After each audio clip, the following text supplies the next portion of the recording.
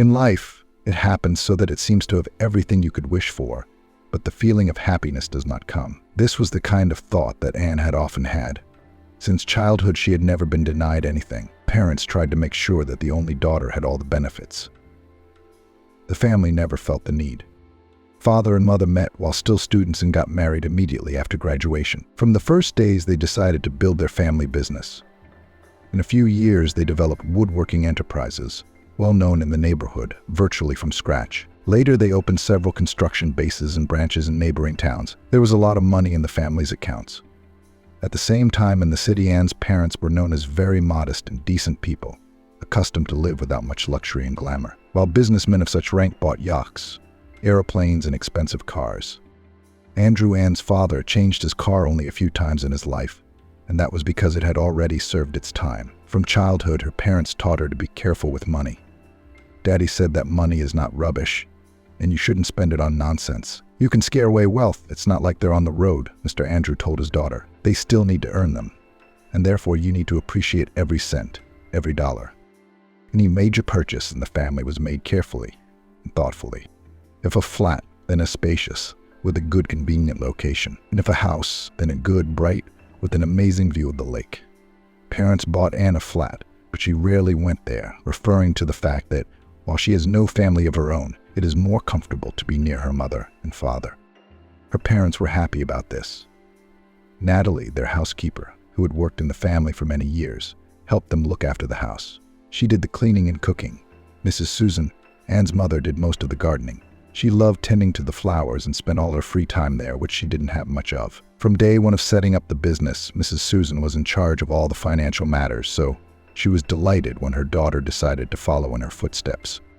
As soon as Anne graduated from high school, a university abroad was chosen at the family council. There she was easily admitted and enjoyed studying. Being a sociable girl, Anne tried to lead an active student life, participating in all the activities of the educational institution. If in terms of communication she never had difficulties, then about her personal life Anne did not even want to talk. For some reason, nothing serious with the opposite sex did not work out. While her girlfriends were running around on dates, Anne disappeared in libraries or wandered the streets of neighboring cities, admiring the architecture. The student years flew by, and Anne was happy to return to her home. Everything seemed to be going perfectly. Having received a good education, she got a job in her father's company and easily joined the team. She had a large number of wonderful friends both at home and abroad. But she was still unlucky in love. Parents now and then hinted at the desire to babysit grandchildren. Once my mother even casually confessed that, sending her abroad, hoped that her daughter would meet her soulmate there. But unfortunately, it did not happen. They tried to avoid such conversations, because it was not her fault that, for all this time, she never got the one she would want to marry.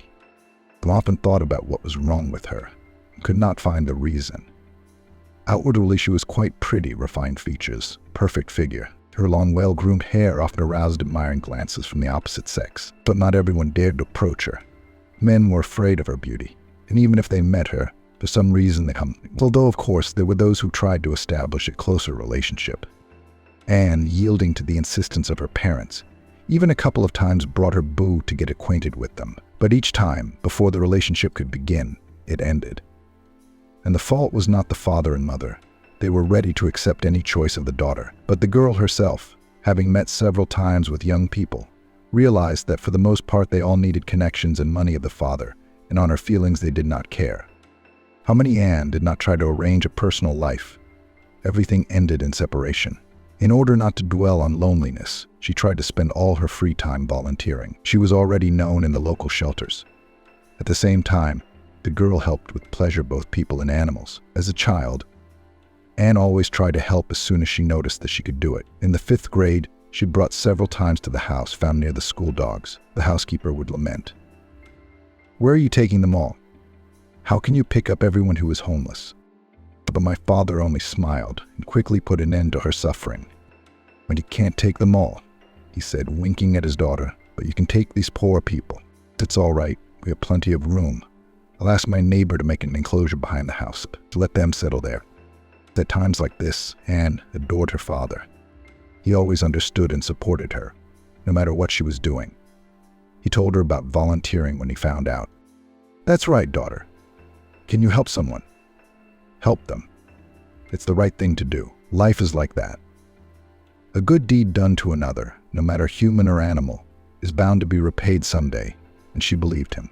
After all, who but her father knew what he was talking about? Mr. Andrews' company had for many years patronized an orphanage near the city. Everything these kids had got in recent years had been paid for by him. Mr. Andrew helped to make repairs in the living rooms of the pupils, bought computers for classrooms, donated a bus for collective trips. This was not the whole list of so-called good deeds, and in many ways was like her father, and he was always proud of it. Though one day, coming out of a shopping mall where she had run in after work, and saw a young guy who had just bought a whole bag of groceries and put it in front of her grandfather to get asking for alms. And she stopped and watched. It was an outlandish thing for her. Usually her peers, and the guy was about her age, tried to avoid the homeless and sometimes did not notice him at all. But here the young man squatted down near the homeless man, spoke kindly to him and to him, but bagged closer, looking at the bewildered grandfather. It was obvious that there was not a single drop of squeamishness on the guy's face. Then, seeing the tears in the poor man's eyes, he began to stroke his shoulder and say something quietly. And he, in turn, apparently began to thank him. All this moved Anne so much that she decided to help him too. She took some notes out of her purse and put them in the box in front of the grandfather. He looked at the young people as if he couldn't believe what was happening and quickly whispered something. And the old man began to gather his things. It was unclear whether he was sighing or giving thanks, but the tears were running down his cheeks, and a blissful smile was frozen on his face. As if afraid that all this might disappear, he hid the money in his pocket and, picking up the package, slowly disappeared into the nearest alley. The young man, after giving him a glance, said sadly, "How pitiful are these unfortunates. No home, no family, no proper food. Maybe they'll eat normally for a couple of days. I tried to buy a little bit of everything. By the way, my name is James," and introduced himself and said he was very surprised at his willingness to help people like that. "I thought it was a rare person who was willing to do such things nowadays." Anne said with a smile, "I can't pass by such poor people. It breaks my heart. I want to help each of them." "And you know what?" James suddenly asked in a conspiratorial tone. "Let's celebrate our acquaintance in a beautiful cafe nearby. It's very cozy, with great food and delicious coffee. I'm paying for everything. I have the right to treat such a beautiful girl to dinner," and couldn't refuse. After all, she'd been attracted to James from the first moment, and such a handsome man could not help but like a girl. Almost 2 meters tall, with a perfect athletic figure, he looked like from the cover of a magazine. The cafe James had taken her to was really wonderful. Dimmed light, unobtrusive quiet music, beautiful interior, everything disposed to socializing. It turned out that the young man knew a lot about wine, and like Anne, adored seafood. The girl, when she learnt that their culinary preferences coincided, put the menu aside and, smiling, said, "Would order at discretion. I trust you completely." From the way the young man ordered confidently, without looking at the prices, she realized that he had no financial constraints. They talked a lot at dinner and about many different topics. James didn't want to talk about himself, but during the whole evening she learnt that his parents lived abroad and had their own rather profitable business, and he was helping his father run the business here at home. Anne couldn't believe that such a handsome, rich guy was also single. But James, without waiting for a question about his personal life, began to talk about it in passing. "I had a girlfriend," he began sadly. "We were even going to get married. At first she was against the fact that I spend a lot of time on orphanages and poor people living there. And then my beauty's appetite got the better of her. She quit her job and decided she could live off me. No, I don't mind a woman not working. But then there must be some hobby or hobbies, and the responsibility for creating a cozy life should also be on a woman. And she didn't need or care about any of that." Anne could not believe that such an ideal of a man, not a dream, and quite real, sitting across from her. Parting that evening, James asked her for her phone number and added, "And I really don't want to let you go. You are just an amazing and very kind girl. I would love to see you again. Let me take you home for a date." Anne came back elated. She wanted to sing, to twirl with happiness. For she could only dream of having such a young man by her side. She couldn't sleep all night. She was afraid to admit to herself that she had fallen in love like a schoolgirl at first sight. Of course, it was not her first experience with young people, but to be so similar to her in attitude to life, views on the world, and interests, it was the first time. Until the wee hours of the morning, Anne lay smiling happily, imagining their next meeting. Anne was willing to do anything to make it happen. On the appointed day, James drove up to her house and handed her a bouquet and said, "Please don't ask any questions and just give me a few hours. I think you won't regret it." He smiled enigmatically, and Anne at that moment thought with a sinking heart that she was ready to spend not only a couple of hours with him, but a day, a year, and perhaps a lifetime. She, of course, tried to keep these thoughts from her, fearing that, like past relationships, they might reveal themselves after a while. But there was no commanding her heart. All the way James looked at her with such tenderness that Anne's soul sang with happiness from the way they talked. And the boy began to tell how he had been trying to help those in trouble since childhood. "You don't know how many cats and dogs I used to take home," he said, smiling. To which Anne laughed. "You wouldn't believe it. I was the same way, looking at James," she said.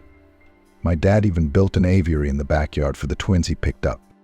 As they talked, James surprised her even more by telling her that he had been helping orphanages and foster homes for years. Meeting him already seemed like a momentous occasion. After all, they had so much in common that it couldn't be a mere coincidence. When they stopped on the shore of a beautiful lake, James said mysteriously, "Now you can meet my favorite. I try to visit him as often as I can. I look at him, admire him, and dream of the same love and tenderness." Listening to him, she did not dare to move. She could not believe that there could be such coincidences. This man was like her double, only in male form. "Let's go. I think you should like it here, too," James said, gallantly opening the car door for her. The lake was so clear that you could see the bottom of it if you wanted to. Two swans swayed on the water just off the shore. They moved closer and farther away, but they did not swim away from each other, as if they were bound together. "Look at him guarding his beloved." James pointed to the swan that was a little darker. She didn't notice that the great beauty followed his snow-white lover everywhere, as if trying to protect her. It looked very touching indeed. And the place on the lake was amazing. The purest air, complete silence, and fabulous nature gave only positive emotions. James offered to sit on a bench set up by someone's caring hand, and they sat for a long time, talking about everything. Anne looked at the young man as a fairy tale and very romantic prince. There was so much warmth and tenderness in him that she suddenly wanted to cling to him and not let him go anywhere. As if hearing her thoughts, he took off his jacket and carefully threw it over her shoulders, and then said quietly, "You're shivering all over. Why don't we go to a cafe and sit down and warm up?" But Anne looked up at him and answered with a pleading tone in her voice, "Let's sit a little longer. It's so nice here, so peaceful. I don't even want to leave." At that moment, James suddenly took her face in his hands and kissed her. Anne pressed herself against him, wrapped her arms around his neck, and kissed him back. But she didn't want to think about anything at that moment. Her mind knew that she knew this man too little, but her heart and soul cried out that this was the one and only one she had waited for so long. They spent the day together, and Anne felt the happiest in the world.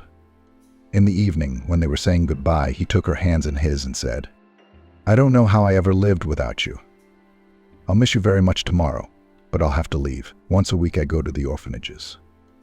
The kids are already waiting for me there. They know I'll bring presents. Take me with you." Anne suddenly suggested it. "I want to help them too." But James hesitated, but answered, "Let's do it some other time later. You can help them now, though. The poor kids still need a lot of things, and those who want to help transfer funds to my account." I asked the director of the orphanage what to bring once again. Without a second thought, Anne gladly transferred a decent amount, asking me to let her know if she needed more so she could repeat the payment. Since that day, though, she no longer waited for him to ask. She simply transferred money to him every time her lover went to the orphanage. They began to meet almost every day. James courted her gallantly, gave her flowers, and confessed his love several times, making Anne radiant and feeling the happiest in the world. When her parents, noticing the dramatic change in her behavior, decided to talk over dinner, Mom was the first to speak. "Why don't you tell your father and me? What is that magical sparkle in your eyes? You just glow from within." Dad, in his usual manner, squinted his eyes jokingly and added, "We should meet the very wizard who managed to change our daughter so much." She couldn't stand it and told him everything in detail. She spoke so enthusiastically about James that at the end of her monologue, Mr. Andrew, looking at his wife, said with relief, "Well, my dear, I think we've waited. Our daughter has fallen in love. And since that's the case, I suggest we invite this marvelous prince to dinner tomorrow. How would you, my lovely ladies, feel about that?" Mrs. Susan, seeing how pleased her daughter was, immediately took up her husband's idea.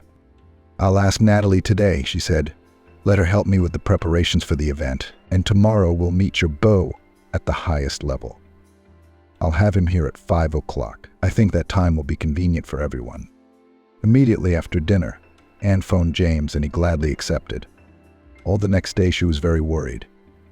It wasn't even that her parents wouldn't like the young man, but she just wanted the evening to be special for some reason.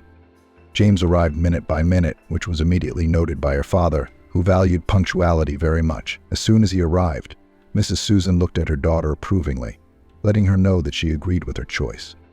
James was, as always, impeccable. His expensive suit sat on him perfectly, emphasizing the advantages of his athletic figure. He was holding 2 large, tasteful bouquets. One of them he gave to Mrs. Susan, kissing her hand gallantly, and the other he handed to Anne, looking at her with a loving gaze, which the parents also noted at once. To Mr. Andrew, James gave the gift bag. "I apologize, I didn't know what you'd prefer. I chose my own flavor. This is a very good whiskey, imported on my order from overseas. I think you'll enjoy this excellent drink." Anne could see that James had taken a liking to her parents from the first moment, and she was glad of it. The evening turned out to be really heartfelt and warm. As Dad said afterwards, "It was a nice family evening, as if we'd known this nice young man for 100 years, to which James, looking at Anne, suddenly turned to his parents. "Mr. Andrew, Mrs. Susan, to be honest, I didn't believe in casual dating and love at first sight, but that was before I met Anne. After I met your daughter, I couldn't go a day without thinking of her. And today, on this glorious day, I asked for your daughter's hand in marriage." There was a pause. The parents looked at each other in confusion, clearly not expecting this turn of events. Mr. Andrew looked at his daughter and realized that the announcement was a surprise to her too. He smiled and, turning to James, said, "Let's take it in order. You offer this to her first." The young man stepped towards Anne and held out his hand, in which was a velvet box, and in it a ring with beautifully sparkling diamonds. Anne didn't even realize how or where he had got it from. Without waiting for any words, Anne said quietly, "I agree. I can't go on without you either." "Well, that's great," joyfully exclaimed the father, and turning to his wife, added, "Well, my dear, we can start preparing for the wedding and when children will please us." The parents' mood had improved considerably, and it was obvious that they were happy for their daughter. As they said goodbye that evening, Mr. Andrew shook James's hand and said, "We are delighted to welcome you into our family. It's the kind of son-in-law one can only dream of. We hope you will not disappoint us, and our daughter will be happy with you."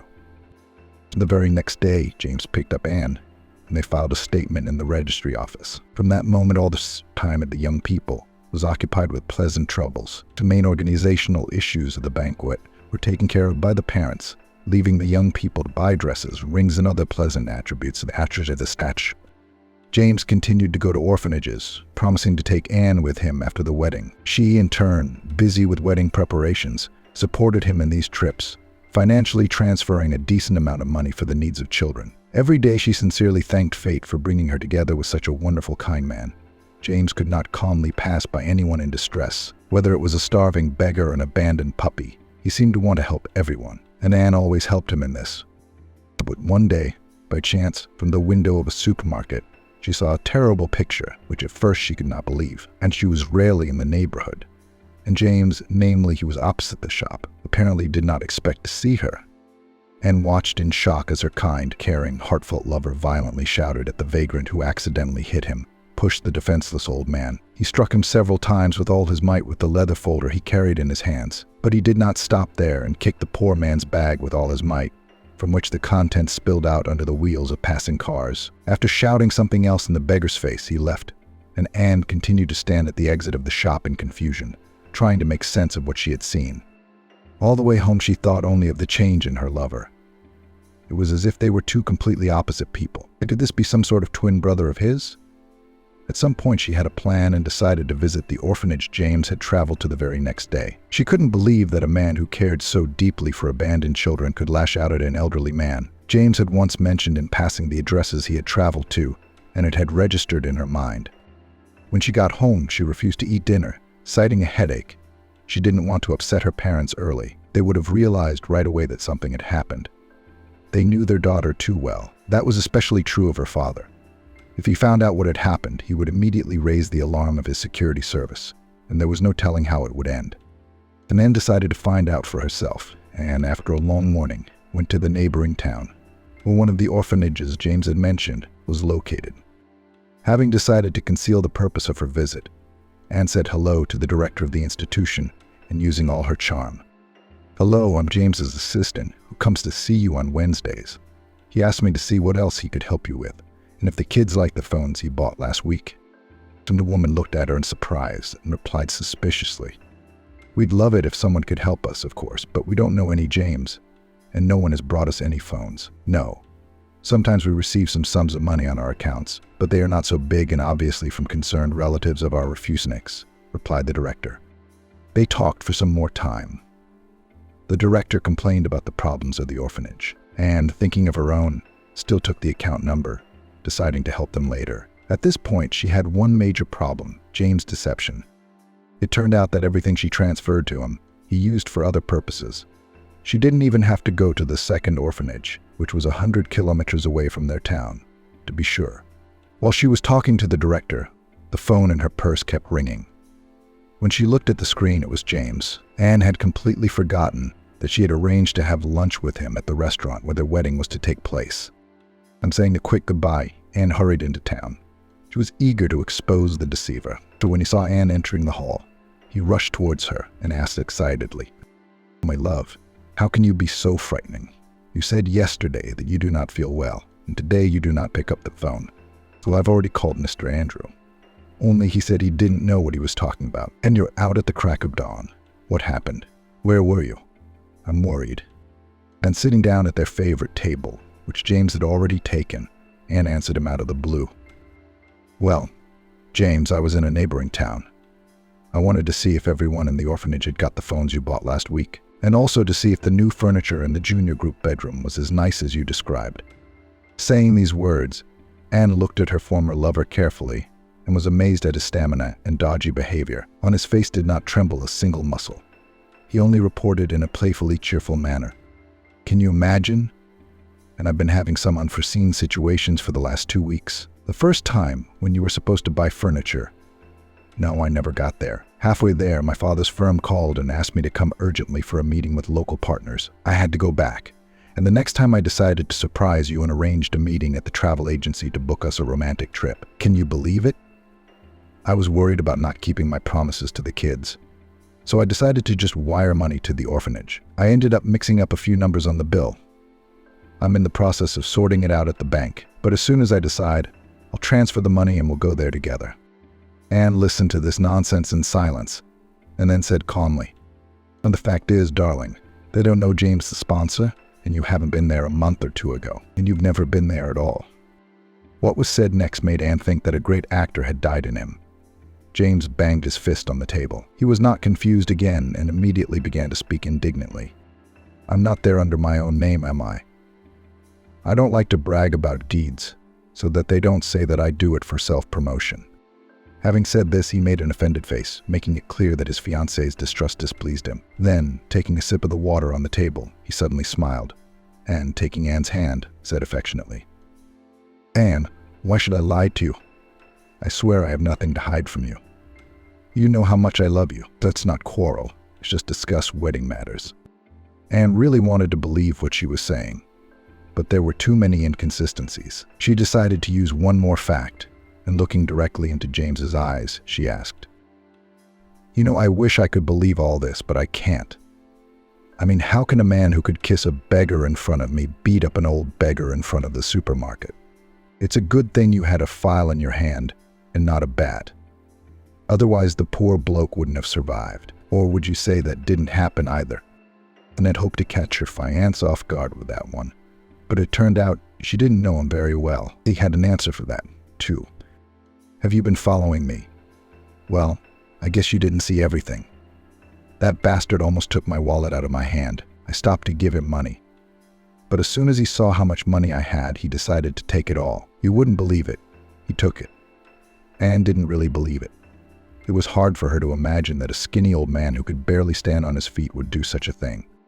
She realized at that moment that it was a waste of time to argue with James, and she had no desire to be around him. After she refused to eat lunch and said she wasn't feeling well, Anne asked him not to call her for a couple of days. "I'm sorry," she said, saying goodbye, "but I need to be alone for a while." When she returned home, she spent the whole evening locked in her room. Her parents were late at the office. Anne thought about what had happened during the day. James seemed to have an answer for everything, and maybe some of it was true, but something kept her from believing what he had said. At one point, it literally hit her. Anne grabbed the phone and started dialing a number. When the other end answered, Anne said cheerfully, "Claire, I'm so glad you're in town. Knowing your performance schedule, I was afraid I wouldn't catch you. You've been on tour and off to gigs. I have something important to tell you. Can I come by tomorrow morning? I'll see you then." She'd known Claire since high school. She knew she had a degree in theater and Kieran could help her with her plan. After agreeing to meet in the morning, Anne asked her father to allow Mr. Sam, one of his guards, to go with her, ostensibly on business. Mr. Andrew was not particularly surprised, for it was not uncommon for her father to provide her with an escort from the guard when she went somewhere where difficulties might arise, explaining it thus. "You know, our daughter you can ride alone, but for serious meetings you have to go in a solid way. The way we meet people is by their clothes. When you arrive with a driver and a guard, they look at you differently." In the morning, while Anne was walking with Mr. Sam to the car, she stopped, and with a pleading look in her eyes said softly, "And Sam, honey, I really need your help today, but not on the deal. Only no one can know about this," said Anne. The gray-haired man made a serious face, but Anne knew him too well. He was once a combat officer who had been in more than one hot spot. He had been discharged after a serious injury, so Mr. Andrew was looking for a security guard at the time. So he answered the tadvert. Anne knew that behind Mr. Sam's formidable appearance was a kindly man. He looked at her with a file and asked quietly, as if he were already entering into a plan she had devised, "What are you up to? Do you want to drag me into some adventure in my old age? I will not live till retirement with you. Look, as Mr. Andrew says to me, I'm going to support you." Anne smiled and immediately replied, "Don't worry, Sam, you won't starve. But I do need your help. Just let the driver go. Tell him you can do it yourself. I don't like him. He'll report to his father, tell him where we've been and what we've done, and nobody can know that. We're going to my mate's house, and I'll tell you both about it." So Mr. Sam quickly settled the matter with the driver, and in half an hour they were at the door of Claire's flat. Her friend was waiting and immediately offered to discuss the matter over a cup of coffee. Mr. Sam declined, citing his blood pressure, and settled down in an armchair, and began to talk about her acquaintance with James, about the transfers to his account, supposedly to help the orphanage, and then confessed that when she saw him beating a beggar, she couldn't believe it. Omitting some trivial detail, she talked, and soon Claire and Mr. Sam were privy to her whole story. Then, having quickly told her plan, she looked at them both and added, "But I can't do without your help. Claire, you're a theater major, so you know exactly how to make me look homeless, preferably a lot older than I am. What about you, Sam? I know you're strict, stern, and fair. You can protect me if I need it. And then you can scare the hell out of this bastard. I know where he hangs out and where he goes for lunch. That's where we'll find him." Mr. Sam shook his head sorrowfully, and then said good-naturedly, "Well, since I can't leave you, Mr. Andrew will tear my head off if I do." When everything was done as planned, Anne did not recognize herself in the mirror. She looked like an old woman with a lot of wrinkles, covered with a thick layer of dirt or soot. Dry, knotted gray hair stuck out from under a tattered hat. The clothes looked even worse, all patched and torn. Anne was pleased with the transformation, and they drove straight to the right address. They dropped off the old lady a couple of blocks away from the right place. The bodyguard did not let her out of her sight, watching from the salon. It didn't take long to wait. In about 10 minutes, James's car pulled up to the cafe where Anne was sitting. Without waiting for him to get out, Anne, limping on one leg, jumped up to him as a hobo. It was a good thing her friend had told her to take a couple of nuts in her mouth, thanks to which she was whispering profusely. "Son, give me some food. I haven't eaten in days. Maybe you can buy some groceries?" But without even looking at the old woman, he squeamishly shouted, "I get out of here. Go where you're going, or I'll call the police. How can the earth carry you? They're useless. You should kill them." Saying this, the guy entered an expensive cafe. Anne, stepping aside, took off her hat and wig, and taking out of her pocket clean clothes and a snow-white handkerchief, began to wash the makeup, which itself with tears flowed down her cheeks. Mr. Sam understood it all without a word. His hour in this scenario had come. He disappeared out the door of the cafe and returned a minute later with James. He winked discreetly at Anne, who was watching from the sidelines. He drove off with the failed fiancé. Anne got into Claire's car, which had just arrived to pick her up. They had a prior agreement that as soon as Mr. Sam had taken the impertinent man away, the girls would go back to Claire's mine. It was over 2 hours before the guard returned and began to tell Anne and her friend. She should have seen how scared he got when I turned towards the woods.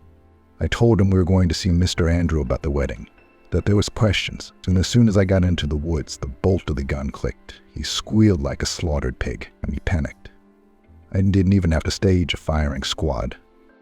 The rascal, when he found out what the problem was, without getting out of the car, started begging. Mr. Sam paused, sipping the tea Claire had prepared and seeing the girl's eyes burning with curiosity. Demonstrably slowly placing the cup on the table, he continued. The marriage swindler turned out to be your James, Anne. Do you think he had money for expensive cars, dinners in restaurants, fancy clothes, and gifts? He found rich ladies. Usually of balsamic age, though. Fooled them. They'd give it all to this con man. He didn't say where he spotted you, but when he realized what kind of family you were, he decided to play it big. Making it to the wedding would have been ideal. But I guess greed got the better of the guy. If he hadn't lied to you, begging for money, you would have married him. There's no telling how it would have turned out. The trick with the bum, he, by the way, long ago prepared, having learnt your weaknesses, in particular kindness. That's what he decided to play on. What do you expect from a man with parents like that? Of course, the children of such parents usually steal or worse.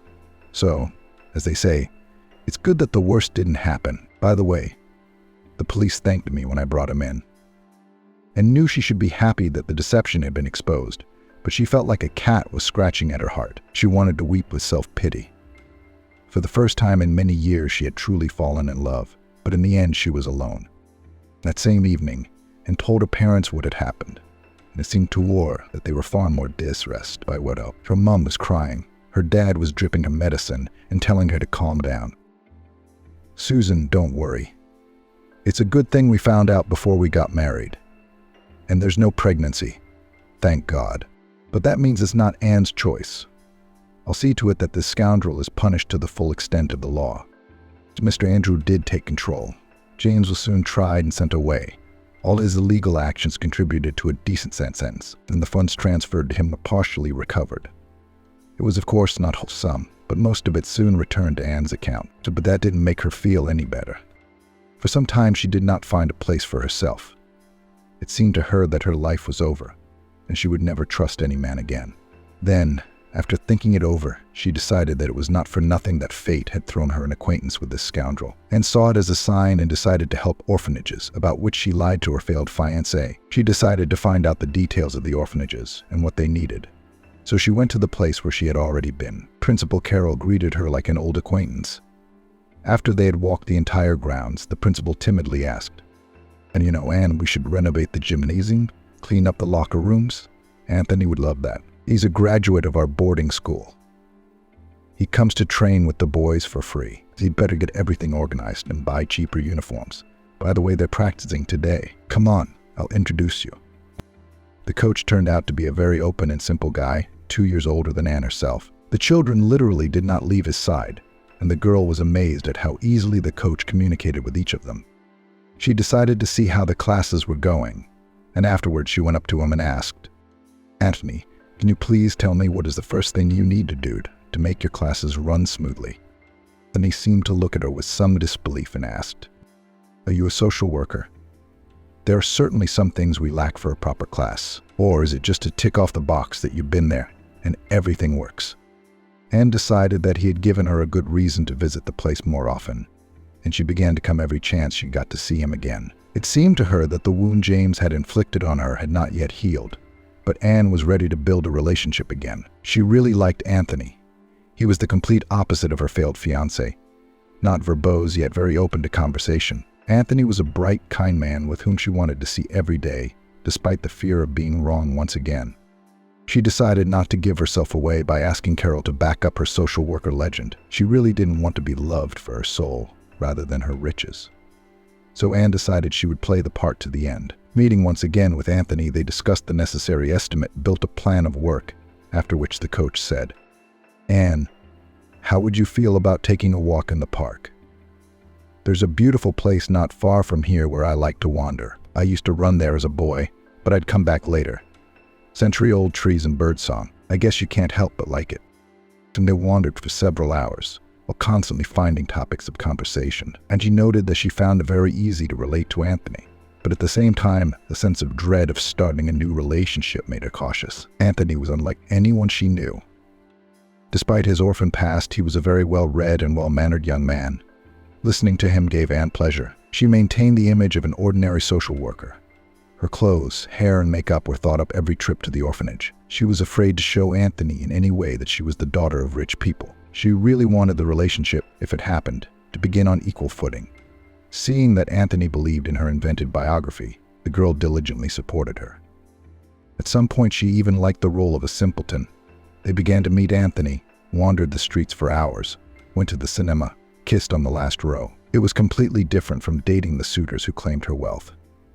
Those trying to serve took her to restaurants, piled expensive bouquets, but all this could not compare with Anthony's simple and pure attitude to her. Only with him they could feed the ducks on the pond, watch the sunset on the roof of the orphanage, and kiss without thinking about anything. Anne was afraid of scaring away her happiness, not even trying to think about what would happen next. But in her heart she wanted her, and Anthony's relationship to remain so light and romantic forever. Working on renovating the gym and buying the necessary equipment brought them even closer together. Choosing exercise equipment, they had fun, laughing, trying out each one. At the same time, Anthony acted as a trainer. Anne diligently pedaled, tried to lift dumbbells and fulfill all his instructions. After such walks, she would return home, and after taking a shower, happy, smiling, fell asleep. Their parents, remembering how hard it had been for their daughter to break up with James, were very worried about her. On the one hand, they saw her glowing with happiness, but on the other hand, they remembered how such a thing had ended last time. And they didn't ask questions, didn't ask to introduce her to the Polzhnot one. They just silently decided to wait for their daughter to make the right decision. And herself seemed to live the same old life, work volunteering at other orphanages. She was looking forward to traveling to the orphanage, where Anthony trained the children. At the same time, all her thoughts were in another person who had become important to her. But she knew for sure that when she entered the gates of the orphanage, there would be a pair of sky-blue eyes looking down at her from the first-floor window. When she met Matthew on her first visit when she tried to uncover James's machinations, the little boy of about 4 had been the first to get in her way at the entrance to the boarding school, and had asked her timidly, "Auntie Stee, take me. I can scrub floors, peel potatoes, and I don't cry at all." That time he followed her like a tethered man. And while she was at the principal's office, he waited for her. Then he walked all the way to the gate. At the end, he asked her in a mature way, "Didn't you choose anyone? That's all right. I'll be waiting for you. Ain't you good and very beautiful?" All the way home, those words echoed in her ears. And when she went there a while later, she was already bringing Matthew presents. From then on, every time she came to the orphanage, the boy was the first person she wanted to see. Anthony, on hearing of their friendship, laughing, said, "I've got some serious competition. I thought I was the only one who liked you. Turns out there's a guy on the horizon. He's a great kid, by the way, smart, capable. I think in another year, he'll be my best student." For almost 6 months, they hid from their parents their relationship with Anthony and their forays into the orphanage. But when the young man proposed to her, she was confused, because for him she remained an ordinary employee of state agencies who came to the orphanage. She was afraid to confess that she was from a very wealthy family. Anne was afraid that Anthony would immediately abandon her. After all, unlike her previous suitors, he did not like lies and did not recognize easy money. Just like her father, he believed that every dollar should be earned with difficulty and spent wisely. Having no special education, he opened a small martial arts club without anyone's help, which he himself developed in his free time, coming here to the orphanage. After Anthony proposed to her, Anne decided to tell him everything about herself. He listened to her in silence, then looked up and said quietly but firmly, "You know, I don't care if you have money or not. I don't need it. I only need you. I love you very much and ask you to become my wife. On one condition, the wedding will be quiet, modest, without fuss and pathos. And it's not because I don't have enough money. Yes, of course, I don't have as much as your parents, but I just think that happiness loves silence." And Anne, pressed against his chest, quietly cried and whispered, "I agree. I do not need this wedding at all, just to be near you." That day she came home early. It was the weekend, and the parents were discussing something over a cup of tea. Seeing their daughter on the doorstep, They looked at each other in surprise, and the father asked, "Is something wrong? We didn't expect you early. I thought you were on business, and that's usually before 9 o'clock." Anne looked at them slyly and said mysteriously, "Mom, Dad, I'm not alone, and I've come to tell you I'm getting married, and also that in a couple of weeks, when I sort out the paperwork, you'll have your first grandchild, although I thought I'd introduce you all today. Boys, come in." Anthony entered the room, followed by Matthew, who stepped timidly into the room. There was silence in the room for a few minutes. Then Mr. Andrew was the first to rise from his chair and step forward. Anthony held out his hand. "Well, let's get acquainted. Come in," he said with a smile. "Susan, let's set the table. Which guests in the house?" Mrs. Susan stood up and first of all approached Matthew, who was looking at everyone with a frightened look. "Well, grandson, what's your name?" she asked him, hugging him affectionately. Matthew barely audibly answered the little boy. "Well, then for me and my grandfather, Matthew will be," smiling, Mrs. Susan said, and, taking him in her arms, added, "Come and help me cook dinner for all these relatives. You'll sit by me and tell me about yourself." That evening, it seemed to Anne, in their house somehow in a special way warm and cheerful. Parents very well received the guys and fully supported the choice of the daughter. They, of course, were not very happy about the decision to have a quiet, modest wedding. But then the father said, "Really, who needs it? It's all a show. It's all about love. Susan and I got married after college. We didn't even have guests. We just went to a cafe and bought all kinds of ice cream. We had a lot of ice cream, remember?" Anthony looked at Anne, then at the others and said, "I know this cafe right across the street from or rather, now our house. The desserts there are amazing, huge quantities of desserts and ice cream. I propose we sign and have a family party there. All those in favor, please raise your hands." Everyone cheered and applauded, and the loudest was Matthew shouting and clapping. A few months later, a few days apart, the family received several documents. The first was Matthew's adoption certificate, and the second was Anne and Anthony's marriage registration, and the third, which caused a bunch of emotions in everyone, was the ultrasound result, which stated that Anne was pregnant. Looking at her parents, it seemed to Anne that they even got younger after her Wehrstone. So now they could spend all their free time after work with their grandson and happily prepare the room for the birth of their Granio. Unexpectedly arrived at my mother-in-law's house, and when I opened the door, I was shocked to see her .mp4. "Mr. William, hello. I'm sorry, but I'm not going to be able to deliver the project on time." "What happened, Julia?" "I had an accident the day before yesterday. I'm in hospital now." "How? You weren't driving, were you?" "No, I was in a taxi. Anyway, the doctors say it's going to be a while. So the project should probably be handed over to someone else." "Do you need help?" "I don't know yet. My husband will be here. He'll bring my sick leave." "All right, darling, feel better."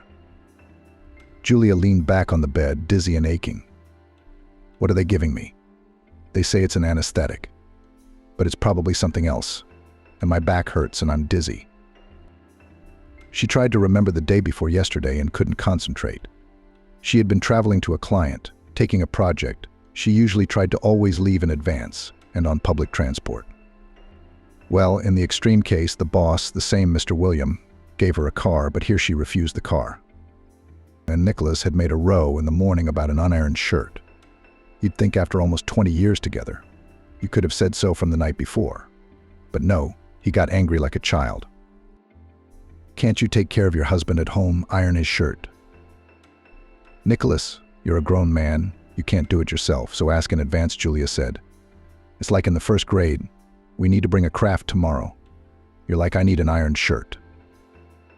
"Why do I need a wife if she can't do such a small thing?" "So you need me? Shirts to iron?" Julia asked. "By the way, I work all day too. I cook, clean, and do laundry." "The washing machine does the washing, not you." "Then ask her to iron your shirt," Julia said. "You know, I'll find someone to ask." "You can start looking." He brought Julia to tears. While she calmed down, tidied herself up, she did not iron her shirt on principle. In general, with her husband tried to meet as little as possible in a 2-room flat. When finally he angrily slammed the door the woman looked at herself in the mirror. God, I look like an ant. That's what I am. What do they say? 45 is a woman berry again. I don't know. Maybe, of course, in a couple of years I'll blossom. For now, I'm just a watermelon, and not ripe, Julia thought. There are bags under my eyes, pale skin, some spots. If I had divorced him at once, maybe I should have done it, rather than to endure scandals for nearly 20 years for the sake of property division. She looked at her watch. There wasn't much time left, and Julia began to frantically pack, realizing that she wouldn't be able to get there in time by public transport. She had to call a taxi. She was still late, but at least she could call her client and apologize. The driver got into the situation and tried to get the client as quickly as possible. But at an intersection they met a large Jeep, which was in an even greater hurry. It hit the door where Julia was sitting. Either she had sat down awkwardly or had turned round at that moment. But besides the blow, the woman felt pain in her back, from which she lost consciousness. She woke up in hospital. Fractured spine. For the first 24 hours she did not think anything at all, but only did what the doctors said, moved her arms and legs, tried to say phrases. There was no amnesia. She immediately remembered everything that had happened.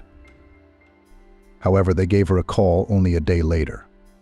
Of course, husband Nicholas and son Thomas flew to the hospital. No, the husband did not ask for forgiveness, but he behaved carefully. Talked to the doctor, asked his wife what she wanted and what she could bring. Thomas told the school news, trying to distract his mother from her sad thoughts. She looked at her son and rejoiced. 18 years old. Good kid, caring, always ready to help. I'm surprised he didn't take after his father with his rudeness. For 5 days after the accident, Julia was in shock.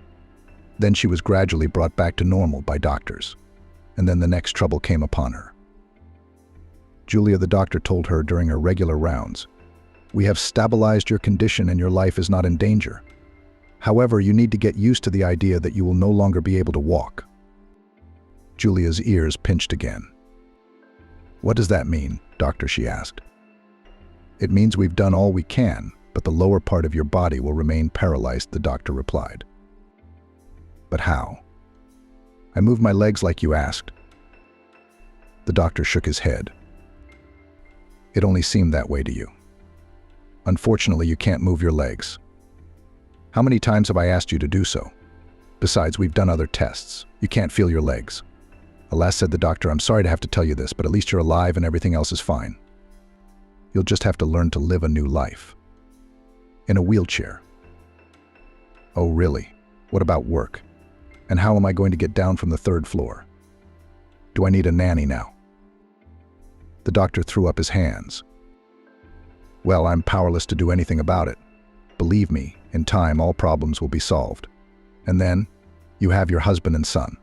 I'm sure they'll help." "I'm not so sure about that," Julia thought, and closed her eyes.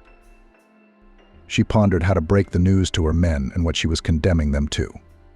Now they would have to look after her all the time, hire a carer. And she herself would now not be able to just get dressed, go to the shop, the pharmacy, or just go out for a walk. What kind of life is this? Why has it all fallen on me? And if I had divorced Nicholas, would I be alone now? Or is it his fault that I'm in this position? If he hadn't scandalized me, none of this would have happened. Julia indulged in thought and feeling for a long time. She looked for someone to blame, terrified at the thought of what kind of life was ahead of her. And this at 40, what's the next 30 years, maybe more? I have to live like this. And Thomas, he'll have to look after me all the time now, instead of having his own family and grandchildren. Oh no, we have to come up with something right away. Maybe the doctor doesn't know everything. Maybe there are some prosthetics, Julia thought. You have to live on something. I can't sit on Nicholas's neck. He'll reproach me with every piece of food. I couldn't bear it. What am I going to do? By the time she was discharged from the hospital, Julia had not thought of what to do, but just mentally waved her hand. She decided to act on the circumstances. When she got home, she was amazed at how the flat had changed. A lot of space had been cleared where some things and other rubbish used to stand. Now there were spacious passageways. The doorways seemed wider. And from the bathtub, the threshold that prevented a wheelchair from getting through was gone. "Thank you, boy." She looked at the men with tears in her eyes. "What's the matter, Mum?" "It's all for you," Nicholas pronounced. What are you crying about?" Thomas was indignant. "It's me from happiness." "Then let's see how you'll move around." Just then, Nicholas took Julia's chair by the handles and began to roll it from the room to the kitchen, to the other room, and into the bathroom. Everywhere the pushchair went through without a problem. "It's just a matter of a few things. Learning to drive it myself," my wife smiled. "Everything will come with experience. Well, I'm off to work." Nicholas disappeared out the front door. Julia looked up at her son. "Don't you have somewhere to be?" "No, Mum, I'm going to stay with you, help you settle in. So don't be shy. Ask me if you need anything." Okay, honey." Julia got used to moving around the flat quickly, but the fact that now she had to ask someone in the household to go outside for any reason, whether it was to take out the rubbish or to get her medication, she couldn't get used to for a long time. Over time, of course, she learned to adjust her desires to fit her husband and son's life schedule, but she still felt discomfort when she had to ask for something. It also depressed the woman that she was unemployed. No, of course not. Mr. William had helped her financially at first and even bought her a nice expensive pram. But Mr. William couldn't support Julia for the rest of her life. She realized that very well. All her work in her previous life had involved not only dealing with clients, but traveling. And in her present condition, it was impossible to do so. At home, scandals were increasingly frequent. "You, by the way, live on my money," this phrase from the lips of her husband was heard more and more often. It got to the point that he began to reproach not only Julia for spending too much on useless, as he put it, medicines, but also his son Thomas, that he wanted to continue his studies after school, rather than go to work to provide for his mother and care for her. Julia spent a long time researching training opportunities for people with disabilities and finally decided on a sewing course, which she had always been good at. A special vehicle was sent to her on the day of the course, which traveled around people in wheelchairs like her, bringing them to the course and then taking them home afterwards.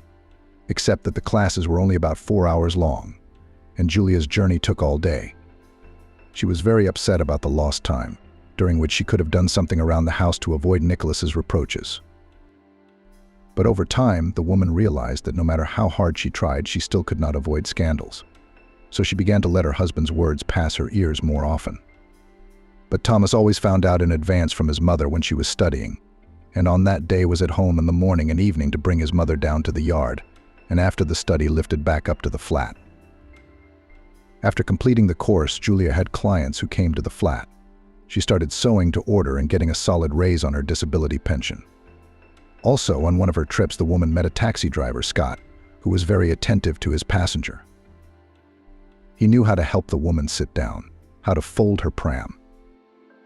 "I have a younger sister in a wheelchair. Here's her medication and works," he explained to Julia. They exchanged phone numbers. The woman became freer in her movements and means. This again really pissed off Nicholas, who thought the whole world revolved around him. But his wife had managed to break free from his financial dependence. "Dad, where are you going?" Thomas walked into the flat as Nicholas pushed the packed suitcases towards the exit. "That's it. And you, Thomas, I can't take it anymore. I'm going to live apart."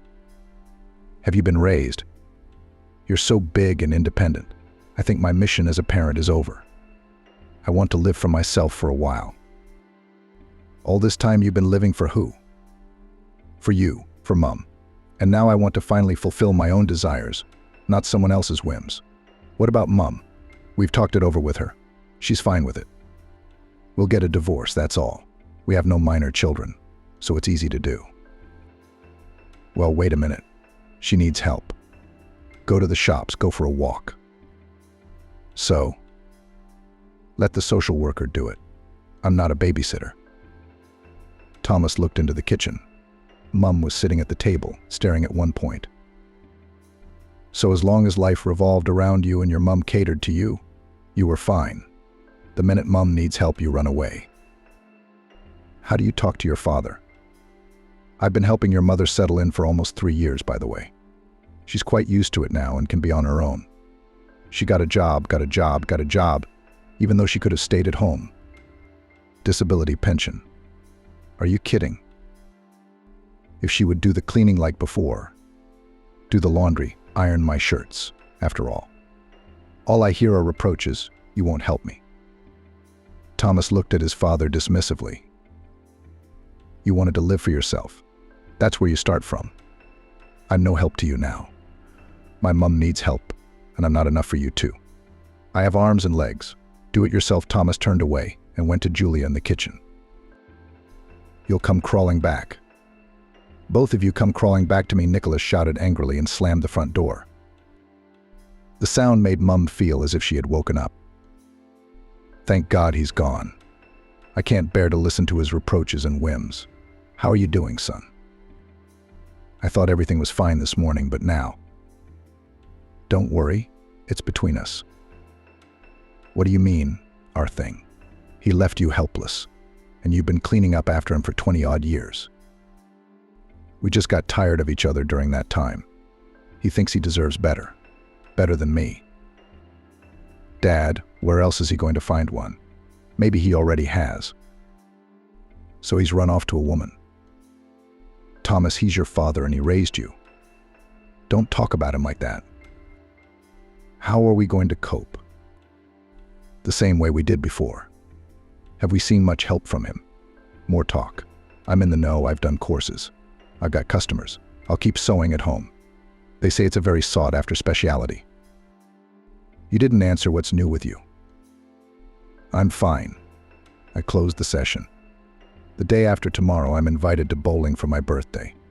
I'm going with my fellow students to have fun. By the way, do you know what a girl can get for her 20th birthday? Like what? Flowers, of course. No, that goes without saying. What else? Do you like the girl? You misunderstand. She and I are in the same group. She has a boyfriend. That's Marcus, a friend of mine. Remember? Of course. So Molly is getting her girlfriends and his friends together so Marcus won't be bored alone in the girls' group. Then give some handmade chocolates or a soft toy. Something that isn't too obliging. What if she doesn't eat chocolate? Trust me, that's already her problem. She'll just enjoy getting a gift from you. Thanks. I'm on holiday later. Maybe we could go out. So what? Are you going to spend the whole holiday with me, Thomas? I'm asking if you want to go out with your son. And you're just as quick to jump in. Julia nodded at the wheelchair. It's all from that. I take everything as pity and wanting to look after me. Maybe that's why your dad left too. That's not what we're talking about right now. We're not talking about him now, we're talking about you. Where shall we go? Museum, theater. You know, I've been wanting to go to the planetarium for a long time. But I don't feel comfortable asking. What's so inconvenient? It's decided I'll get the tickets and tell you when we're going. It's good that you don't plan anything for that day. What can I plan? I don't know. A client's coming over. Or you're going on a date yourself. You're a fast learner. I need to keep an eye on you. That's right. I'll switch on the second speed. I'll fly away on the wings of love, laughed the woman. Bowling. The birthday girl, Molly, suggested we split into male and female teams. No, Molly, that wouldn't be fair. Maybe I want to play on the same team as you, Marcus protested. And if we share who wants to play with whom, then those who no one knows will be offended, objected the girl. Let's write names on pieces of paper now, and Paul Thomas suggested. One cap has the names of the guys and one cap has the names of the girls. And for example, you and your sister, or Marcus and I take turns pulling from one or the other. So Thomas ended up on the same team as the birthday girl's sister Amanda. And his friend Marcus pulled a piece of paper with Molly's name on it out of the woman's cap. Can't be helped. Fate, he smiled and kissed the girl lightly. As it turned out, Amanda was 2 years younger than her sister and a very good balloon thrower. When she threw out a strike with her last hit, which defeated the opposing team, Thomas happily lifted the birthday girl's little lightweight sister above the floor and lowered her, putting her back down. I don't like this one, she smiled. What Thomas wondered and brought the girl back to the ground.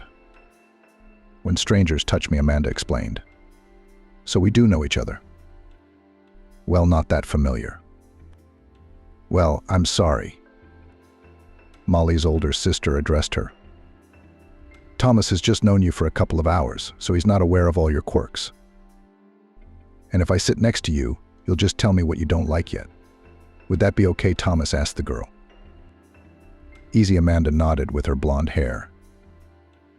It was a warm June, so Julia went up to the outdoor area with Thomas after the planetarium cinema.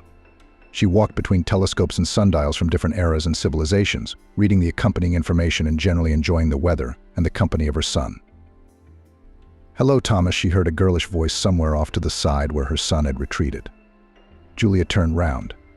Standing next to the young man was a short girl. The guys were talking about something and smiling. Pretty in such cute ponytails, Julia thought, and saw the couple heading towards her.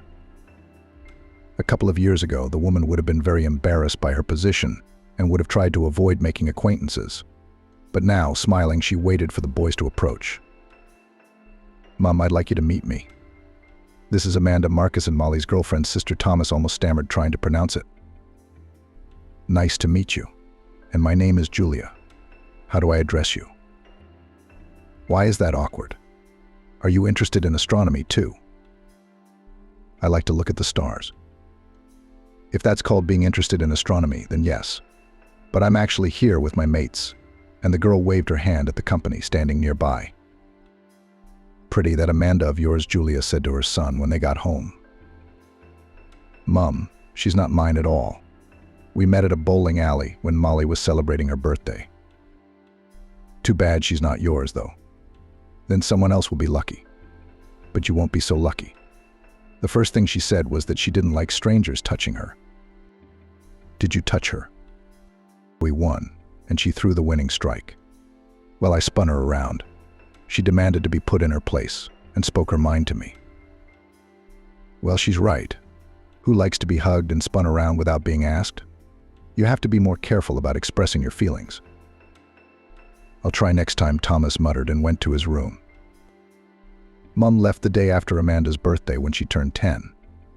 The girl woke up expecting a delicious breakfast and her mum's cheerful voice, but instead, her dad Oliver was sitting on the kitchen table, fidgeting with her note. The girl read it later as an adult. Oliver, I have fallen in love with another man. I was hoping to deal with this feeling, but I can't. I don't want to deceive you, so I'm leaving. I'm leaving the girls to you. I believe they'll grow up to be wonderful girls. Don't hold a grudge. Mum took one suitcase with her. Most of her things remained lying on the shelves, and it looked as if she would be back soon. It wasn't until about 5 years later, when Dad started renovating the house, that he sorted out the rest of Mum's things. The good ones he gave to charity, some he threw away. Some he kept as a memento. As an adult, Amanda still couldn't understand how anyone could do such a thing. And it was okay for her. But Molly's wife was Daddy's stepdaughter. Dad had married Mum when she was already pregnant with Molly. And he raised and educated his eldest daughter as his own. Never gave Amanda any preferential treatment and made sure that none of his daughters felt left out of his father's love. And just like that, to walk away because she fell in love with someone else. Leaving her daughters behind, Molly made attempts to find her mum, discouraging her younger sister from helping her. But Amanda had her daddy's ironclad temper. She didn't want to know the one who left her. She always took her father's side, and even when she grew up, she never felt the desire to find this woman who was a stranger to her. Dad did everything for his daughters. He collected them for school, helped with lessons, went to parent-teacher conferences. Both girls did well. Only Amanda sometimes received remarks on behavior because of her too sharp, almost boyish character. Dad always signed in his diary that he had seen the teacher's note, and he said, "Everybody's character is different. You got a boyish one. What can I do about it? I'm not going to break you over my knee." "When you grow up, you'll understand," Dad said. It was only for her father's sake that Amanda tried to behave calmly at school. True, once when one of the elders said that she and Molly were orphans, Amanda threw herself at the offender with fists.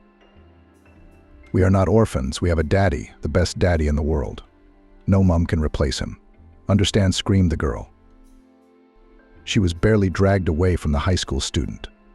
The physics teacher took Amanda to her classroom, and only there did she burst into tears. Why?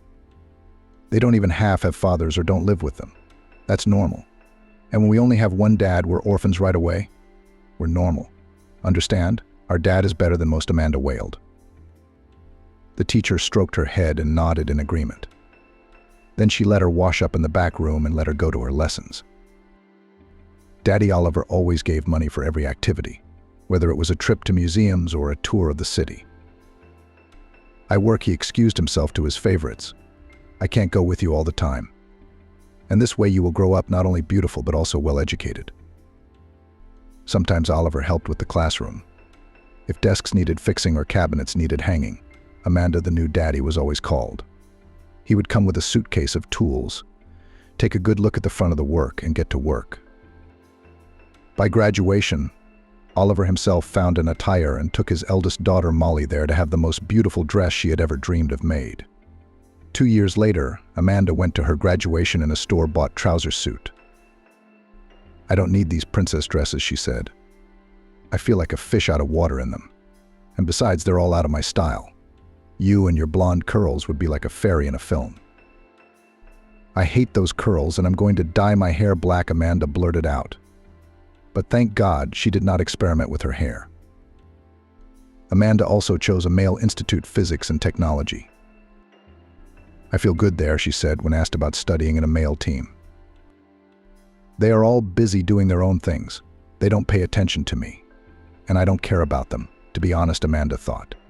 But she did go to the bowling alley for a girl's birthday party. There were fellow students, Molly and her boyfriend Marcus, whom she had been dating for 2 years. Amanda loved bowling and she was good at it, so she helped her team win. Everyone congratulated her, and the team captain and his friend Thomas even lifted and spun the girl in the air. It took Amanda's breath away, but she wasn't ashamed of the guy, but rather of her own enthusiastic reaction, which was not her style at all. The next time Thomas met Amanda was at a football game. A friend had called him over. Listen, it's a great match, but my Molly's canceled. She's either got a manicure or a hairdresser for that time. Do you want to go? Thomas wasn't a fan, but sometimes went to football for the atmosphere and the spectacle. And in the company of his best friend, he immediately agreed. What was his surprise when he saw Amanda next to Marcus? Hi, he smiled at the girl. What brings you here? You think only men like football, Amanda replied defiantly. I don't think anything, Thomas mumbled, wondering to himself why this girl was so defiant towards complete strangers. Marcus explained that he had taken 4 tickets, but only Amanda could go and the others refused. At least I found you. And the 4th ticket is missing. Upset, the friend finished. Next time, tell me there are 2 tickets. Maybe I could find someone, Thomas suggested. At halftime, Marcus went out for a smoke while Thomas bought coffee and crisps. When he returned, his friend was still out and Amanda was sitting on a chair with her legs tucked up. The weather was chilly. Do you want coffee? Thomas asked. The girl nodded. He handed her a cup and felt how cold her hands were. Are you completely cold? I don't have anything to give you to put on, the boy said. How about you don't be stubborn like a donkey? I'm hugging you just to keep you warm. Don't think too much, Thomas said to Amanda. No, I don't mind, the girl smiled. Look, I've been out for 10 minutes and you're already sitting here cuddled up. What do you call that? Marcus stretched out with a chuckle, returning from his smoke break. It's called cold weather. If you're cold, you can join us, Thomas said. He pointed to the seat next to him. No, I don't know what Molly will think when she sees you and me cuddling. I'd rather sit on Amandine's side. She's a girl, after all, at first glance. At least immediately, bending down, Marcus jokingly received a fist on the forehead from Amanda. All right, Marcus said conciliatingly. Pretty girl, no reservations. But remember, I'm with your sister Molly. I have no claim. Amanda showed him her tongue. After football, Marcus went to pick Molly up from the cinema, where she had gone after the beauty salon with her friends. And he had strictly instructed Thomas to walk Amanda all the way to the front door. I'm responsible for her. And if she runs off anywhere, I'll give you a hard time, Marcus threatened. I'm not going anywhere, Amanda said. I just want to get home quicker in general. I'm freezing. Sorry. Amanda, accompanied by Thomas, walked towards the entranceway. And sorry if I'm asking the wrong question. Why is your mom in a wheelchair? You don't have to answer if you don't want to, the girl asked. Oh no, she was in an accident. Her legs were paralyzed afterwards, Thomas shrugged. A long time ago, over 3 years ago. I see. Do you want to come in? Get warm? No, I think I'll go. Mum will be worried. Thank you, bye. Amanda suddenly stood on tiptoe and kissed Thomas on his unshaven cheek. The girl had already disappeared down the driveway, but he stood there, rubbing the spot where she had kissed him. The next day, Marcus called Thomas at 7 a.m. Are you crazy? Thomas snapped at him. It's the weekend. You'll wake Mum up. Put it on mute, said his friend judiciously. Actually, it's a small but urgent request, Marcus said to Thomas over the phone. I'm taking Molly to the train station now. I want to ask you to buy some medication for Amanda and take it to her. She's been sick since last night's match. Marcus gave the list of medication and the address flat 38.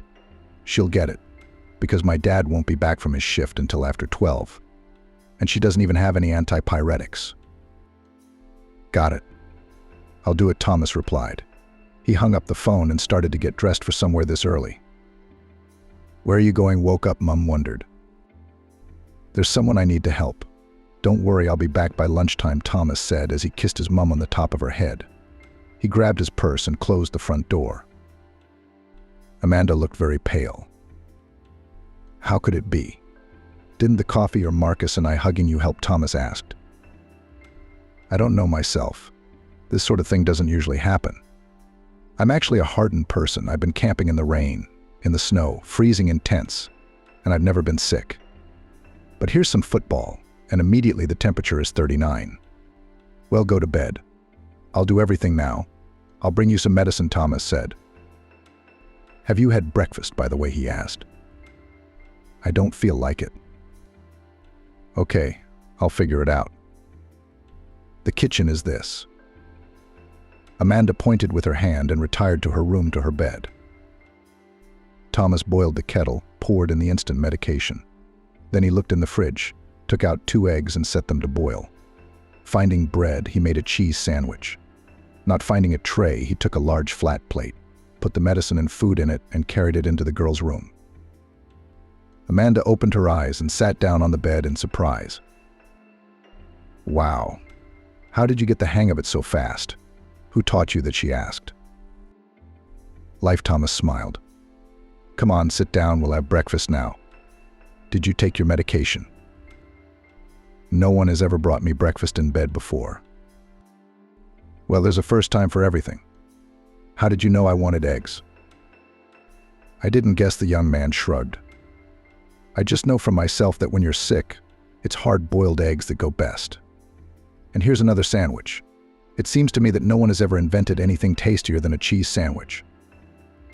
I like it with red caviar or fish, Amanda said dreamily. I love them too, but you can't eat them every day. But you can have them with cheese. I don't get bored, Thomas said. Eat. Come on, stop talking. Amanda happily took an egg from the dish and began peeling it onto her plate. After the girl ate her breakfast and drank the healing potion, Thomas carried everything back to the kitchen. Leave it. Amanda shouted after him. I'll wash it myself. She noted with some admiration, however, that the young man had not listened to her. From the kitchen came the sound of pouring water. Well, why did you? I told you I'll wash it myself. I know how men don't like to do the dishes, Amanda said. Who told you that? I love it when I do the dishes, thinking about life or some difficult problem that needs to be solved. And you know it helps, Thomas replied. You're right in my words. Who taught you that? Mum. She always said that you can find positive aspects in any activity. You just have to be lazy to look for them. My dad hates washing dishes, but he has 2 daughters. It's not hard for the 2 of us to share the housework. "Where's Mum?" Thomas asked. Amanda sighed. "Mum's gone." "I'm sorry, no, you misunderstand. She didn't die. She packed up her things one morning and left one morning, leaving my sister and I to Daddy." "How come she left you?" "It turns out she did." "Wow. How long ago?" "The day after my 10th birthday. That is, she decided that Molly and I were grown up and could be left to Daddy." "I don't think she decided anything. She wrote a note saying she was in love with someone and disappeared from the horizon." "Didn't you try to find her?" "Molly tried, and I refused. I thought the search was unfair to her father. I mean, kind of a betrayal. He raised us and we're still looking for our mum." "Exactly. You're using my words again, aren't you? I can't imagine living without my mum." "I have the opposite situation," Thomas said. "Well, it's much simpler, really. My dad left when I was almost 20, said I was grown up and he wasn't a babysitter, and left my disabled mum." Amanda ahed after the accident. "No, he lived with us for a couple more years. Like he said, waiting for Mum to settle in. And then, I'm sorry, and then it was just the two of you and Mum." "Yes, but you wouldn't think so. She's very independent. She managed to finish a tailoring course, and now she sews at home. Only sometimes you have to go somewhere with her. To the hairdresser, for example. And after the accident, she's also become easier to get along with people. She even knows a taxi driver now. That's amazing to me. It was a taxi that got her into the accident. She said she had to fight her fears. So she started taking taxis more than she did before the accident. That's where Scott and I met. Now if I can't take her somewhere, she calls him, and voila. He comes and takes her wherever she needs to go, mostly to the shop for thread and fittings. But she can't travel much on her allowance, so she has to work part-time." "You've got a heroic mum." Amanda smiled and was alert when she heard the front door lock open. "Here comes Daddy." When Oliver entered the flat, he was greeted by Amanda and an unfamiliar young man. "Hello." The father looked at his daughter questioningly. "Let's get acquainted. This is Thomas." "Nice to meet you." Oliver the man held out his hand. "Thomas brought me some medicine, otherwise I'm sick after the football yesterday." "Why didn't you text me? I'd stop by on my way out now and buy everything." "Well, it's almost 12 now. Thomas brought me everything from early this morning." "Has Molly gone?" "Yes, Mr. William. Marcus took her to the station. Thomas is a friend of his, by the way." "Well, thank you, young man, for your concern for my daughter. Have some tea with us." "No thanks, I'll be off." Amanda is in safe hands. "I have many more plans for today. See you soon then." "Goodbye." "Why?" As the door closed behind his guest, Oliver looked questioningly at his daughter. "A friend of Marcus's, then?" "Well, yes, we met him back in the holidays. He was captain of my team. Then we met at the planetarium when I went there with my girlfriends. And he was with his mum." With mum, Dad was genuinely surprised. "Yes, his mum's legs are paralyzed, so he sometimes goes out with her to places like that. And yesterday there was a ticket missing. So Mr. William called Thomas to come to the football with us. That's all." "All right, daughter. It's noticeable that I've asked you practically nothing. Did you tell me everything yourself?" "Yes, I know. You're generally sensitive and understanding." Amanda didn't bother to kiss her father. "Because I'm sick," and retired to her room, to her bed. After Scott dropped Julia off at the usual place near Schweik's shop, she rounded the corner to the entrance and was horrified to find that the pavement there had been ripped up. A ditch had been dug in the pavement and bridges had been laid, which she could not climb up on her own. At a loss, she sat next to the decking and looked around, hoping for someone to casually help carry her over the obstacle. But in the middle of the workday, grandmothers with small children walked by. "Can I help you?" A man's voice sounded to her right. The woman exhaled with relief. "Yes, please, if it's not too much trouble." She caught a glimpse of a man about her age who took a firm grip of the pram's handles and began to carefully lift it up the steep climb. "Why are you without an attendant?" he inquired. "Oh, as long as there was no construction here, I managed on my own. And today it's a surprise," agreed the stranger, as she crossed the bridge. "Where do you want to go next?" "Right here, to the Schweik's shop." Julia pointed to the entrance. "Thank you very much. I can take it from here." "You're welcome." "How'd you get back?" "About the same. So maybe I should wait for you." "Well, why would you waste your time? Some other kind person will find some other kind person." The man didn't put the pram down, rolled it up to the very entrance of the shop and held the door open. "And yet I'll wait. No, I'll be there to choose, and I may be late. I've got nowhere to rush. It's my day off and the weather's fine, so you can manage my time." Julia, realizing that she was expected after all, tried to finish her shopping as quickly as possible. When she appeared in the doorway, the midday sun was blinding her, and she didn't immediately notice the man waiting for her. He quickly walked over to the pram, took hold of the handles, and began to lower it. "You don't think I'm imposing, but I thought your face looked familiar. Only I can't remember where we might have met." "Then stop here. Did you decide I was clingy after all?" "No, it's been so long since anyone's courted me that it would probably be nice. I just want us to stand in the shadows and I'll look at you. What if I recognize you? Otherwise you've been behind me all the time and I couldn't see." When the man found himself standing opposite Julia, she too thought something familiar about him. "What's your name?" "Oliver." "And you're Julia, aren't you?" "Julia, is that you? Is that you?" "Me, Oliver from the neighboring school. Remember we were in the same school? At the talent encounter competition or something? You were reciting your poetry then? And Gwen was playing drums, seeing you off. She was in love, remember?" The image of a blonde-haired, funny-looking boy with a girl's haircut came to Julia's mind. "Oliver, of course I remember. I was in love with you too. We used to walk in the park and go to the cinema together." "Right. Where did you disappear to?" "I went away to study. I got married. I have a grown-up son." "Did you get married too?" "2 daughters. Why are you in a pram?" "I had an accident 4 years ago in a taxi. Now I live differently."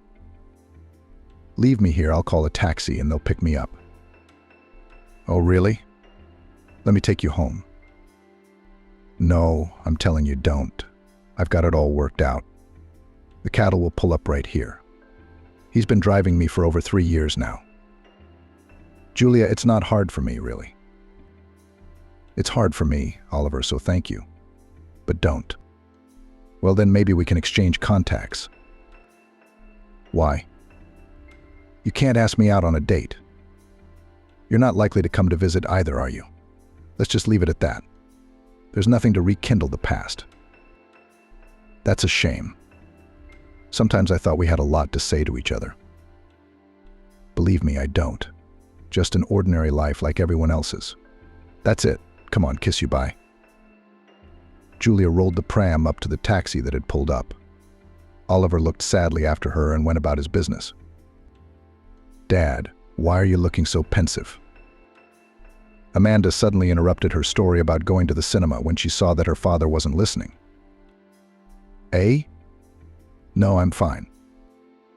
"Come on, it's not fine. Usually you always listen attentively. Now you're somewhere else. Come on, what happened?" "Falling in love." "Bah."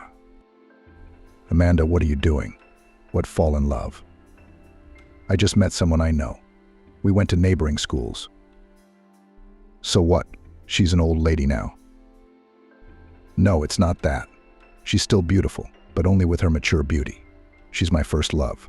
She's in a wheelchair. And she's traveling around the city. She's adapted. She looks like she's not discouraged at all, just like 30 years ago." "So what if she's in a wheelchair? Thomas's mum also uses a wheelchair to get around without the help of a man, and lives life to the fullest." "Did she recognize you?" "Not right away, of course. Both of us have changed in the meantime, but we talked anyway. She's married and has a son. I told her I had 2 daughters, that's all. It just made me sad. Now I'm thinking, why didn't I take her coordinates?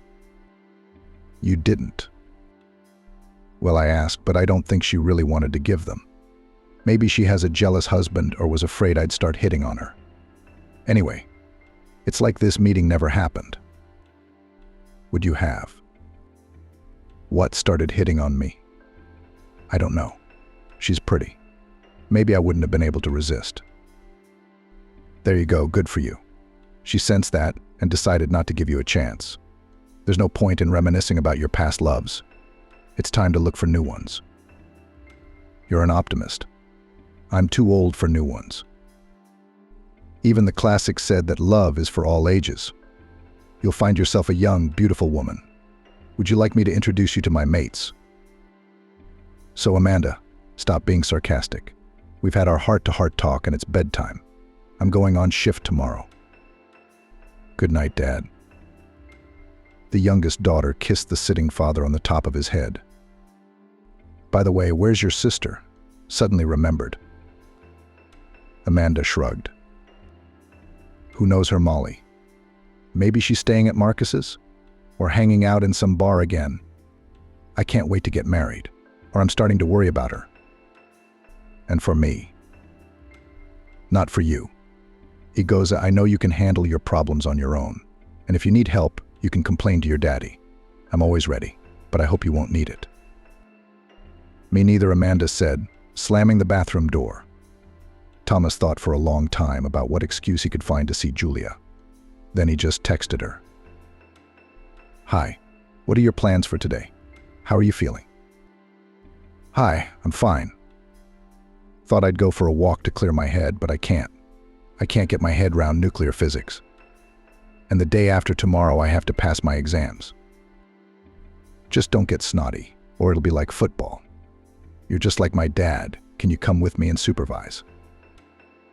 No, if you don't want to, why should I? I'm the one who called you out. Then I don't mind. Well, are you coming? I'll be there in half an hour. Waiting. Thomas began frantically pacing around the room, trying to figure out what he should wear so that if Julia got cold, he could lend it to her, with a wide, masculine gesture. Mum, I'm leaving. Mum, I'm going out, but I'll be back tonight. He glanced over to Julia, who was typing up another order. Okay. She looked up and smiled. Just get some bread. Deal. Thomas sprinted out the door. They walked with Amanda along the river, talking about school, friends, and parents. Dad can't wait for Molly to finally get married, the girl said suddenly. Why, Thomas wondered. He feels that only then will she stop wandering around the bars and sitting with her girlfriends. But I don't think his sister is planning that anytime soon. And if Marcus proposes to her, will she refuse or ask her to wait, but still refuse? She told me herself that married life is not for her. She likes to spend her time as she pleases, not hang up her obligations to her husband and, God forbid, her children, if anything. That's what I'm quoting. That's odd. And I would never say that. Especially when you look at their relationship with my mate. You'll excuse me, but that's not for broadcast. She's got a temper like that. She likes dating for now. She'll be with Marcus. Once she finds something more interesting to do, she'll leave him. I wish I was wrong. Me and Dad like him. It's just Mum's temper, the grimaces. I think you either underestimate your sister or you're just jealous of her. What's there to be jealous of? Well, time will tell. So I'm not going to argue. It's a waste of time. I realize you value your time. So you don't think our walks are a waste? No, of course not. At the moment, I'm taking a break from nuclear physics and getting to know a nice person better at the same time. Double benefit. You know, Amanda, that's what amazes me about you. You say everything directly. No flirtatiousness, no innuendos, no sly looks. Maybe that's what I want to impress you with. Well, you've succeeded. But why? Do I like you? Is it okay if I said it first? It's cheeky, but it's great. That's why I like you too. Then maybe we'll go out. Not everything has to go to your Molly, does it? I'd love to. Do you know where I live? There's my phone number.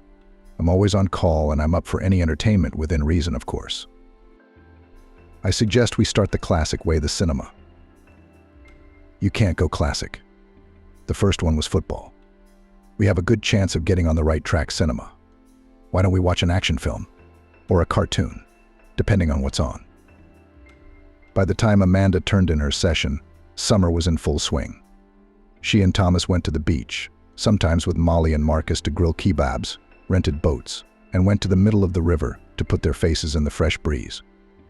Thomas was seeing more and more of the girl's father, and the men found many common topics of conversation. I've always been dismissive of these fashionable professions, Oliver told his daughter, but it turns out that marketers can be interesting people too. Like your Thomas, for instance. Why did he suddenly get drawn into such a strange field? The name itself sounds like a swear word. Dad, we can't all be engineers, electricians, mechanics, Amanda objected. If he'd been some kind of sales manager or taxi driver, which would have been better. I can't say about a salesman, but a taxi driver is quite a man's profession. How ancient are you, Amanda, smiling, looked at her father. What's so old and boring? Well, there's a little bit. Okay, Thomas's excuse is that he's pretty good with cars and knows a lot of the history of the world's biggest brands. And did you ask him? Does he need your excuses? Well, I have to be sure who I'm giving my car to, don't I? So the fact that he, Molly, and Marcus are in school is only now becoming a concern to you. But she's already got a temper of her own, twisting everyone around as she pleases. And you're my favorite? And if something goes wrong, will you be upset? What could be wrong? So you don't mind the favorite. Amanda realized that Dad had cleverly lured her into a verbal trap and went on the offensive. I don't get it at all. It's easy for us to discuss either I'm favorite or I'm not. Now, a long time ago, no one measures by such categories. It's nice, it's fun. So I'm really quite old then. I thought love was still necessary. Come on, let's stop being boring. We're just spending time together. Got it. Silence. Hey, do you want strawberries? Oliver pulled an ice cream cone out of the freezer, cut some fresh strawberries he'd bought at the market into it, and handed it to his daughter. This one's to keep you in mind. Daddy always knows what you love and who you love too. Amanda laughed as she gorged herself on the treat. Before the new school year, the girl left for a student internship. It was difficult for outsiders and relatives to come there, as the city was closed and it was not easy to get there. Therefore, Thomas only called Amanda and told her the news. However, he did this often every day. You were right, though. Molly told Marcus it was time to break up. I comforted him all night last night. He was worried he'd done something wrong. We're about to start our degree. He was hoping to defend himself and propose to her. But it didn't turn out that way. I'm sorry I was right about Molly. Honestly, I was hoping she wouldn't do that to Marcus. But no, I don't even know what to do to calm him down. It's okay. The kid's a grown-up. He'll get over it. How's your internship going? Very interesting. Too bad I can't tell you anything, but it'll be over soon. I miss my dad and you terribly. Me too. Amanda. Come back soon. A couple of days before she returned, Thomas suddenly stopped calling and only texted back. He said it was inconvenient. He didn't have time. On the one hand, Amanda calmed down, but on the other hand, she thought about the fact that Thomas was nobody and had no right to do as he wanted. Back at the beginning of the summer, she would have called him herself. But now something had subtly changed in their relationship. When she, tired from the train, walked into the flat, she was surprised by some new look in the hallway and the fresh smell. From the kitchen door, a smiling dad looked out. There she is, he pronounced to someone and went to hug his daughter. Thomas came out of their girls' room carrying a huge bouquet of red roses. He smilingly handed them to the girl. Her heart leaped with happiness. But trying to appear nonchalant, Amanda said, "Hi, everybody. What's going on here?" Oh, just this. Thomas has come to ask for your hand in marriage. I suggested we wait for you after all. Dad winked at the groom. And we've been waiting for you for 3 days now, Thomas laughed. Are you guys serious or something? No, I get that he's so serious. Practitioners' senses of humor are atrophying, but not to this extent. It's just that Thomas helped me redecorate the corridor. Here's the wallpaper lighter, the furniture fixed, right Amanda agad, looking round at the new interior of the hallway. But that doesn't defeat the main purpose. Thomas dropped to one knee in front of the girl. Will you marry me? I'm no engineer, of course, but I can still do something with my hands. See, and then your daddy will always help if I fail. Come to think of it, Amanda squinted. Because I haven't even had time to wash my hands from the road. Well, go wash, then. Think about it. If you're so indecisive. Come on, wash later. I missed you. Of course, yes, I'll do it. There you go, you hesitated. I told you so. However, that wasn't all the news on his return. At the table, her father told her that Molly had left home, practically repeating her mother's behavior. A week ago, she came out to breakfast and said, Dad, I've fallen in love, so I've left Marcus. You have no idea how good it makes me feel. Only now do I realize what true happiness is. That's why I'm leaving with him without even meeting him. I don't think that's possible right now. I'll call you and Amanda, but we're going south, so we won't be able to see each other. Down south where? Miami or something, Dad asked. No, North Caucasus. That's where he's from. I figured that would be a problem, so I didn't want to introduce you. Yes, he's from there. We're going to live with his family. Daughter, are you sure about this man?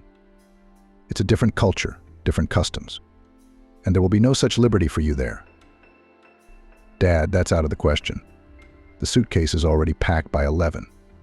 It'll be waiting for me at the driveway. What about your diploma? All you have to do is defend it. To finish my education, I'll deal with that. That's all. Then she took her suitcase and left, leaving Dad alone. I think I'm missing something, but there's no way I can figure out what exactly they're going through. She's 22. She's a grown woman. Let her live her life as she knows how. But she's my daughter, just like you. And now I'll be thinking about how she can settle down among strangers. It was her choice, wasn't it? If you had forbidden her. If you could, what then? Amanda asked. Oliver shrugged. I don't know. I don't know. I do. She would then blame you for all her failures. Now, God forbid she does well. But if anything happens, she can always come back here. I calmed your father down as best I could. Thomas excused himself as the two of them walked alone into the room. Don't make a drama out of it. Haven't you had enough trouble with your mom? So now you're also acting as a shoulder to cry on for my dad. I love you, Amanda. But sometimes I can't understand why you're so callous at times. Must be a tough man's upbringing. It's just a shame she won't be at my wedding. Or me at hers, apparently. It's become. Shall we go and break the news to my mum? I'm not tired at all. And now I can roll mountains at all. Now I'll get changed and let's go. Julia was sitting at the sewing machine when Thomas came whirling into the house, shouting from the doorway. Mummy. Mummy, where are you now? I'm here, she answered from the room. She finished her stitching and headed out into the corridor. Her son handed her a bouquet of her favorite chrysanthemums with shining eyes. What's the occasion? Julia asked. I have news. No, we have news for you. Amanda, come in. The girl Julia and her son had met at the planetarium entered the flat. I proposed to Amanda and she agreed to marry me. So, Mum, you've already met Amanda, of course, but now accepting her in her new capacity as my future daughter-in-law. Julia became agitated. But why didn't you say so before? I'd be quick to prepare something to celebrate. I haven't even got anything to serve for tea. You don't need anything. We brought a cake. Amanda pointed to the box. Where's your kitchen? Let me help. Thomas took his favorite by the hand and led the way. Julia returned to the room to put her work away and gather her thoughts a little. What a frisky boy. She was surprised at her own calmness, that he'll have more to worry about now. And I'll probably have more too. 5 minutes later, Julia was in the kitchen helping the boys set the table. "So when are the wedding plans?" Mom asked when everyone had finally sat down to tea in a friendly manner. "We're planning to apply tomorrow," Thomas said with a mute question looking at the girl. Amanda smiled and nodded yes, tomorrow. "And they usually give you 2 months there. So somewhere around the end of October or early November, most likely." "And how do you plan to celebrate? Who are you going to invite?" Thomas looked questioningly at Julia now. "Well, we should probably invite Dad." "Well, I don't know about calling, but you should definitely let him know. He's your father. And you, won't you be offended?" "Offended by what?" "I wouldn't invite him to my wedding." "But it's your party. And Nicholas is no stranger to you," Julia said. "Well, yes, that's not what I'm talking about right now. There are a lot of guests. Where and how do you plan to celebrate?" "We haven't planned anything like that yet. Thomas proposed to me, and we went straight from home to your place," Amanda replied. Julia smiled. "It's my pleasure. It's just that I think you need to think about how you're going to celebrate your holiday." "How about we just sign and call it a day?" Thomas asked his favorite girl. Amanda nodded confidently. Julia, seeing her confusion, decided to help a little. "Can I tell you what it looks like as an adult? And then you can decide for yourselves, okay?" And after the children agreed, she continued. "You can just sign your name and that's it. That's what people usually do when they get married for the second or third time, if the previous ones were unsuccessful for some reason. But in general, the holiday is for both of you to remember the day. And when you have a hard time, I hate to disappoint you, but there will be. That's when each of you could mentally return to this festive day, remember the happy eyes of your loved one, and look for a way out or ways to reconcile. Well, and in addition, you will then definitely not forget when to congratulate your wife. Usually men have a hard time with such dates." Julia looked at her son, and Amanda mumbled in embarrassment, "But I don't even know who to invite." "Parents and friends, relatives of those with whom one wants to share this joyous day. Daddy's the one you want to share it with, and Molly, my sister. But she's gone, and she'll be gone for sure," Thomas said. "I will, Mr. William. You don't mind, do you?" He looked at Amanda. "Of course I don't. Only I'm not sure he'll want to come after what Molly did to him. But I've discussed it with him. No more than 10 people will be gathered anyway. We'll make a small reservation at the restaurant." "Julia, will you help me with my dress?" Amanda suddenly asked her future mother-in-law. "Thomas told me that you make party dresses." Amanda asked. "Of course, darling, I'll do anything you want," Julia replied. Over the next 2 months, Amanda began to turn up at Julia's, sometimes with Thomas, but more often alone. "I don't want him to know what dress I'm going to wear before the wedding," she explained to Julia of her visits alone. First, they discussed the style. Then the girl brought samples of fabrics, from which the seamstress chose a light lilac silk. And after the material was purchased, Julia set to work. At each fitting, she found something that could still be improved in the dress. And in the meantime, she asked the girl about her life. "You said Dad will be at the wedding. What about Mum?"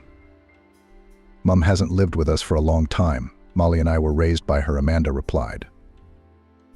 "Well, you should at least let her know. Thomas's dad doesn't live with us either. But you have to tell him." Amanda waved her head negatively. "I'm not going to.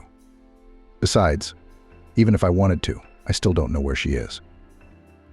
"So you don't keep in touch at all?" "Absolutely," Amanda sighed. Julia shrugged. "I don't understand it. To just leave your daughters like that and not think of them at all. Maybe something happened to her, but that's not how it works either."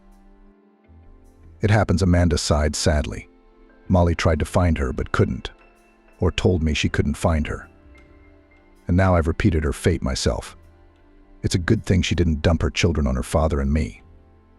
We'll get over it somehow. But what's it going to be like for her? I would have asked her to the wedding, but she told me not to look for her and said she'd call me herself. Dad must be upset, but he doesn't show it. He's comforting me, too. I'd love to meet him. At our party, you'll see how good he is. He's the best.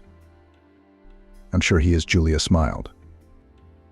Mum, would you be okay if we stayed at Amanda's for now? Thomas asked Julia shortly before the wedding. No, why should I be offended? Julia wondered. If that's what you've decided, then it's what's best for you. It's just that Amanda is the mistress there, and here it'll be the two of you. And then it's closer for her to get to school. And Oliver works shifts, and sometimes he's gone 24 hours a day. And I'm here all the time. She continued with a smile. Don't worry about me, Thomas. You know I've adjusted well. And then I trust you won't leave me anyway, and you'll at least call. Not just call, but come alone and visit with Amanda. You and I have been through so much together, I'll never leave you, my word of honor. I know, son, everything will be fine, but only if you're happy. And if you need such a small thing as living at Amanda's to do that, who am I to object? I have the most understanding mum. The loveliest mum in the world. Thomas rushed to hug her. Well, don't exaggerate. Though I am certainly pleased. On the day of the wedding, Thomas had been very nervous since the morning of the wedding. Even though the registration was scheduled for 4 p.m., he got up at 6, and by 10, he didn't know where to put his hands. Distract yourself. Shoot a film or something? Watch it, Julia urged him. Mum, what film? Wedding Crashers, for example. Or 4 weddings and a funeral. I appreciate your sense of humor, but I'm having a today. Why did you have to call the reception so late? I'm going to go crazy waiting. Well, hello, here we are. I waited 2 months. Everything was fine. And in a few hours he's worried, what if she changes her mind? No, she won't. I wish I had your confidence. I can tell you why I'm sure. Why's that? If you'd seen how stunning she looks in her wedding dress, you'd realize too that no girl would agree to give up the ceremony in it. And then you could get a divorce afterwards. Thomas choked. Just kidding. Just kidding. You do have a lovely bride. You'll see for yourself soon enough. It was decided that Marcus, as the groom's best friend, and Oliver, the bride's father, would accompany the newlyweds to the registry office. And I'll go to the restaurant to make sure everything is ready, Julia said. Mum, are you sure you don't want to come with us? Thomas coaxed her. That's right, son. The registry office brings back unpleasant memories for me, so I'd rather stay away from it. Thomas realized how right Mum was when 3 hours later he rang the familiar doorbell of Oliver's flat. He opened it and signaled for him to come through to the large room.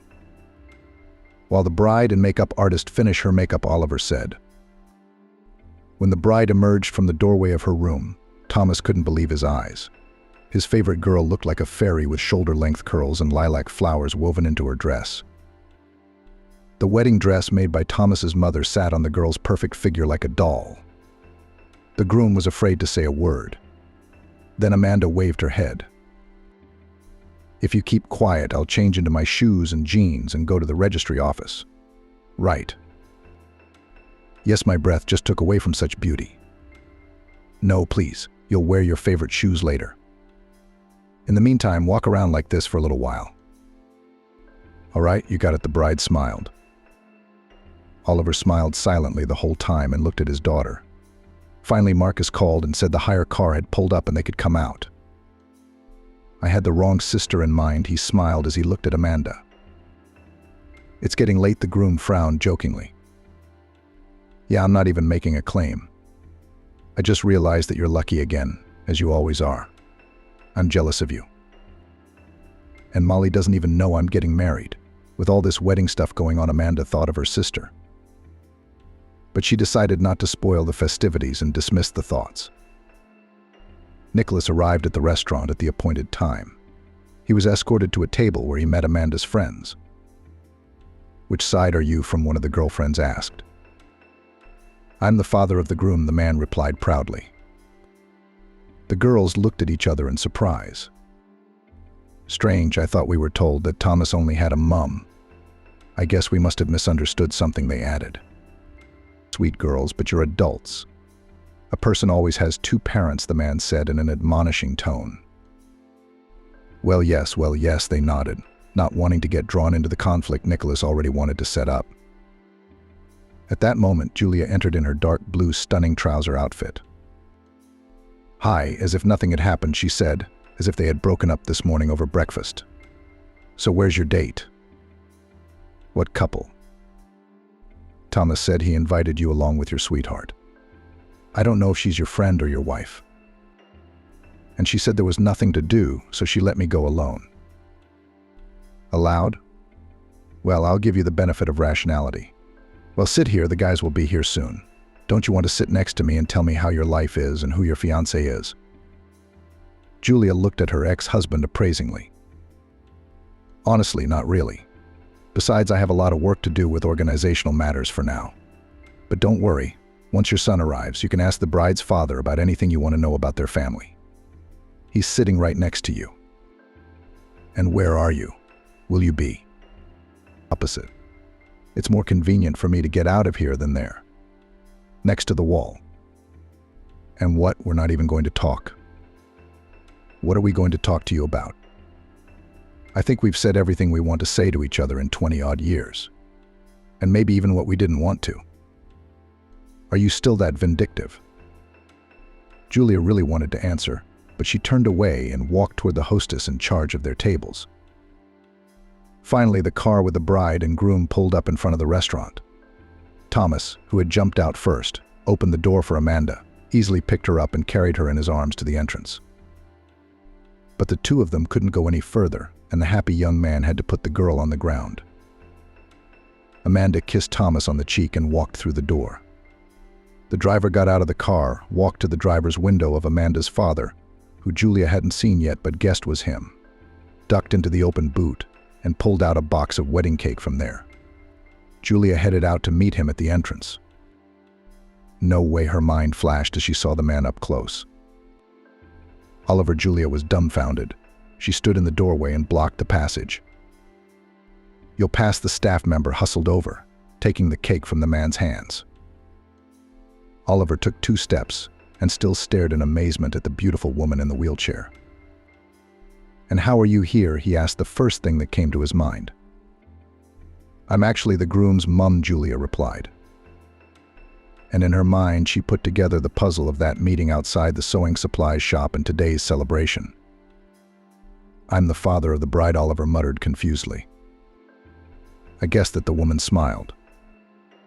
Have you two met Thomas? Asked his mum, inviting everyone to the table. I happened to. Oliver nodded and took off his jacket and handed it to the cloakroom. When he sat down in his seat next to Nicholas, the latter immediately introduced himself. Nicholas, father of the groom, and extended his hand. Oliver, father of the bride. You have an adorable daughter. Thank you. They look good paired with your son. Oliver answered Nicholas' machine gently, while he remembered everything his daughter had told him about the groom's mother, about her moving around in a chair, about how Thomas's father had left the family, leaving him practically alone with his mother. That Thomas kept in touch with him occasionally and had invited him to his wedding. What Oliver heard did not add sympathy for Nicholas in his eyes, but the man decided to behave properly with this guest without singling him out. After drinking a little, Nicholas was drawn to a heart-to-heart talk. Where's your mum? He inclined his head towards his neighbor. Mine, Oliver wondered. No, your wife, clarified the visitor. Ah, no, I brought up my daughters myself. As she passed away. Why? I hope not. It just so happened that we separated and my daughters stayed with me. I left my son with my mother, too. I couldn't take away the one she loved so much. Oliver still didn't understand why too, or whether Nicholas was comparing himself to his ex-wife, considering such an act honorable. I heard Thomas was an adult when you two separated, he said, the first thing that came to mind. To us, our children are always children, the neighbor muttered in an enthusiastic tone. Isn't that so? Except you can't take them away or give them away, unlike 10-year-olds. Here they can make up their own minds. Nicholas stood up. I'd like to make a toast." Julia looked at him and glanced warily at her son. Thomas nodded. "Dear Thomas, I congratulate you on this important step in your life. I wish you long love, fidelity, and happiness. Remain attentive to each other in sorrow and in joy. Be the head of the house, that is, the one whom your wife will obey. Then you will be happy all your life." The son rose from his seat. "Thanks, Dad. It seems to me that the main thing here is not obedience, but mutual trust. And we'll be happy together. We can't do it alone. Isn't that right, love?" Amanda nodded in response. There's a saying Nicholas was already unstoppable. The husband is the head and the wife is the neck. Where I want to go, I go where I want to go. So I wish you were both head and neck, and anything else lower. He suddenly laughed unpleasantly. All the guests were silent, and the groom tried to straighten out the situation. "Let's drink to the happiness of everyone here." Oh no, his father suddenly became indignant. "This is your wedding? Let's drink to you. To everyone here, too. I don't want to drink to your mother's happiness. She ruined 20 years of my life, and then she had an accident. She wanted to take it out on me." Julia sat blushing as she listened to her ex-husband talk. Then she couldn't take it anymore and walked away toward the exit. Oliver jumped up and tried to get Nicholas to sit back down, but he was getting more and more upset, blaming the wheelchair-bound woman for all his own failures. Then Oliver picked up his neighbor and carried him out into the fresh air. Yikes, Thomas stretched out quietly to his fiancé. Mum wanted the holiday to be memorable. Now it's sure to be memorable. "Thomas, we need to find Julia," Amanda asked him. Walking out of the restaurant, Oliver slapped Nicholas in the face. "Come to your senses. You can't get that drunk." "Why should I?" he resented in a drunken voice. "Just the truth. Tell me, did you live with her? Why are you hiding your eyes? What has he done with my wife already, eh? No? Try me. Have you ever lived with a handicapped person? Do you know what it's like? That's right. So don't shut me up." Thomas was right. "I shouldn't have invited you." Oliver looked at him thoughtfully. "What? I'm his father, by the way. Without me, your daughter wouldn't have a fiancé. Understand? So I'm in charge here. And who are you? Without me, your son wouldn't have a wife. There's a bundle of them at the market for a nickel on market day. You should have found another." Nicholas had no time to finish, for a powerful blow to the jaw knocked him to the ground. "Oh, you like that? Are you going to fight some more coward the fallen drunk in a snowdrift, trying to get up?" Oliver watched his attempts, rubbed his knuckles, shrugged, and hailed a taxi. "Remember the address?" he asked Nicholas, pushing him into the back seat. The man replied. "That's where you take him. You get him up to the flat, they'll pay your fare. He's a priceless treasure. Everyone's afraid of losing him." Then he shut the door and tried to forget what had happened. When Oliver returned, he caught Julia's decisive look. "Sent him home in a taxi," he replied. Then he took the chair by the handles and rolled it to the banquet table when all the extra people were gone. "Sorry, Thomas. A guest has already left. We can finally relax and get on with the festivities." The man smiled at the guests and took on the role of toastmaster. He did a great job. Half an hour later, everyone had practically forgotten about the unpleasant incident. As a gift, Oliver gave the newlyweds a week in a nice hotel in the city center. "Just the two of you," he said as he handed over the gift, "so you won't be disturbed by any mums, dads, or other personalities close to you. And then welcome home." As the new family left for the hotel and the guests began to disperse, Oliver offered Julia a ride home. "Oh, really?" she began to refuse. "I still have to finish up with the staff here. Then get my stuff. I'll call Scott and he'll pick me up." "Who's this Scott who's always crossing my path?" the man jokingly shouted. "No way. I won't listen to you this time. I'll wait for you if I have to, even until the wee hours of the morning if necessary, and then I'll take you home. No answer is not acceptable." "Julia, hello. I'm sorry to call you, but I picked up a girl on the road and she has nowhere to go. Can I bring her to you? Would you take her in for the night? And then maybe she'll tell you her address. I think she's afraid of me." Sure, Scott, the flat, you know the place. Bring her in. I'm afraid she won't come with me. Can you come down with me so she can come with you? Please. All right, I'll wait for you. The taxi driver arrived at 11:30 in the morning. You see, I had a booking out of town. I come back. I see someone walking along the curb. I slow down. I look at the girl and her eyes are frightened. I said, "Get in. I'll give you a lift to town for free." And she ran away from me into the woods. But she didn't run far. Then she tripped over a stone, fell down, lay there and couldn't get up. But I picked her up and took her to a trauma center. They said it was a bruise, no fracture, and she didn't have any documents with her. Anyway, they sent us out of there. Where am I supposed to put her at night? I can't. And how do I start talking to her? She's in a corner and doesn't talk. I've locked her in the car now so she won't run away. Scott helped Julia downstairs, drove her to the car and opened the door with the key. Inside sat a girl, thin and dirty. Julia started talking to her as gently as possible. "You're hungry. Come to my place. We'll eat, spend the night, and then we'll look for a shelter for you." The girl moved away from the outstretched hand and looked at Scott. "I tell you, she's afraid of me," said the young man with a typically southern appearance and accent.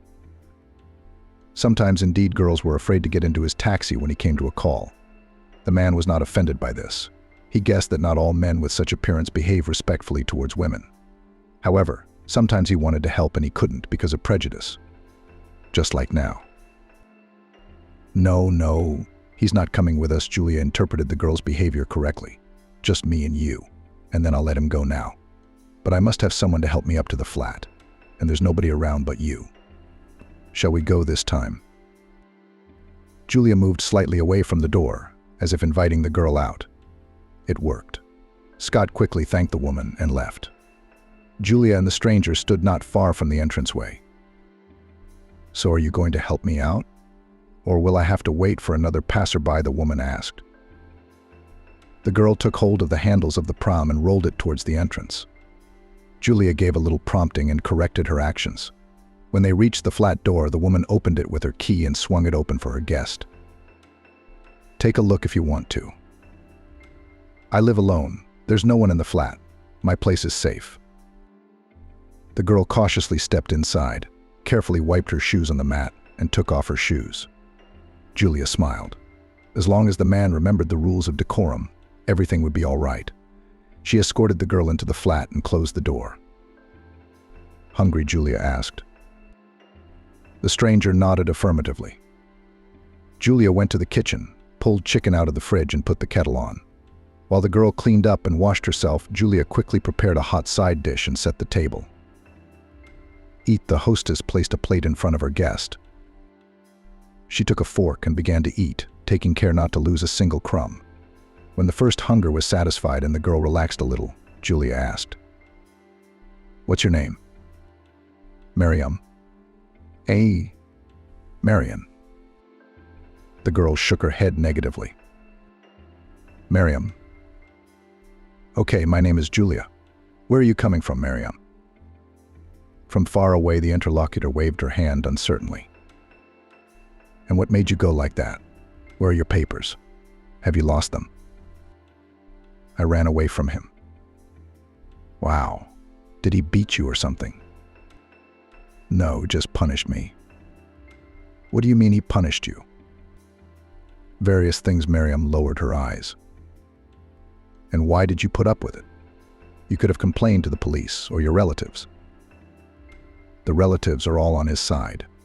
If he raises her and punishes her, it means he loves her. If he didn't love her, he'd just throw her out the door like a kitten." "Is that what they say? And yours too?" "Mine aren't there." "Well, what about the police?" "They're all there for their own, and I'm a stranger." "I see. What do you plan to do?" "I don't know. I have relatives here. Maybe I'll find one if they accept me. But no, I'm going to work. I'll build a life from scratch." "What might they not accept?" "I ran away from home and haven't kept in touch with them." "I don't know." Let me help you find them. What are the names of the relatives? No need. I'll do it myself. You're on your own. Where will you live? You can stay at my place. I'm alone. My son and daughter-in-law come sometimes. I have friends and clients, and so no one will interfere. Thank you, I'll think about it. Can I go to bed now? Sure. Good night. Julia didn't sleep well that night. She was worried both about Mariam and the fact that she might turn out to be a fraud, only pretending to be unwell. What if she and Nicholas were in cahoots? How many years have I known the man, and still I doubt it. What am I to take? The woman was angry at her own thoughts. I mean, he sees how I live, and she obviously needs help. In the morning, she texted Oliver and asked him not to come. They had agreed that they would go to the shop, but Julia realized she couldn't leave the girl alone just yet. Why? Has something happened? The man was frightened. There's nothing wrong. It's just that I've got company. She's afraid of strange men. Shall we reschedule for tomorrow then? I don't know yet. All right. After the boys' wedding and their move to Amanda's place, Julia felt like Oliver had taken over her. He contacted her often, offering to help, bringing her groceries, and sometimes suggesting that they spend time together in the park or at the cinema. If Julia wasn't swamped with work, she gladly agreed.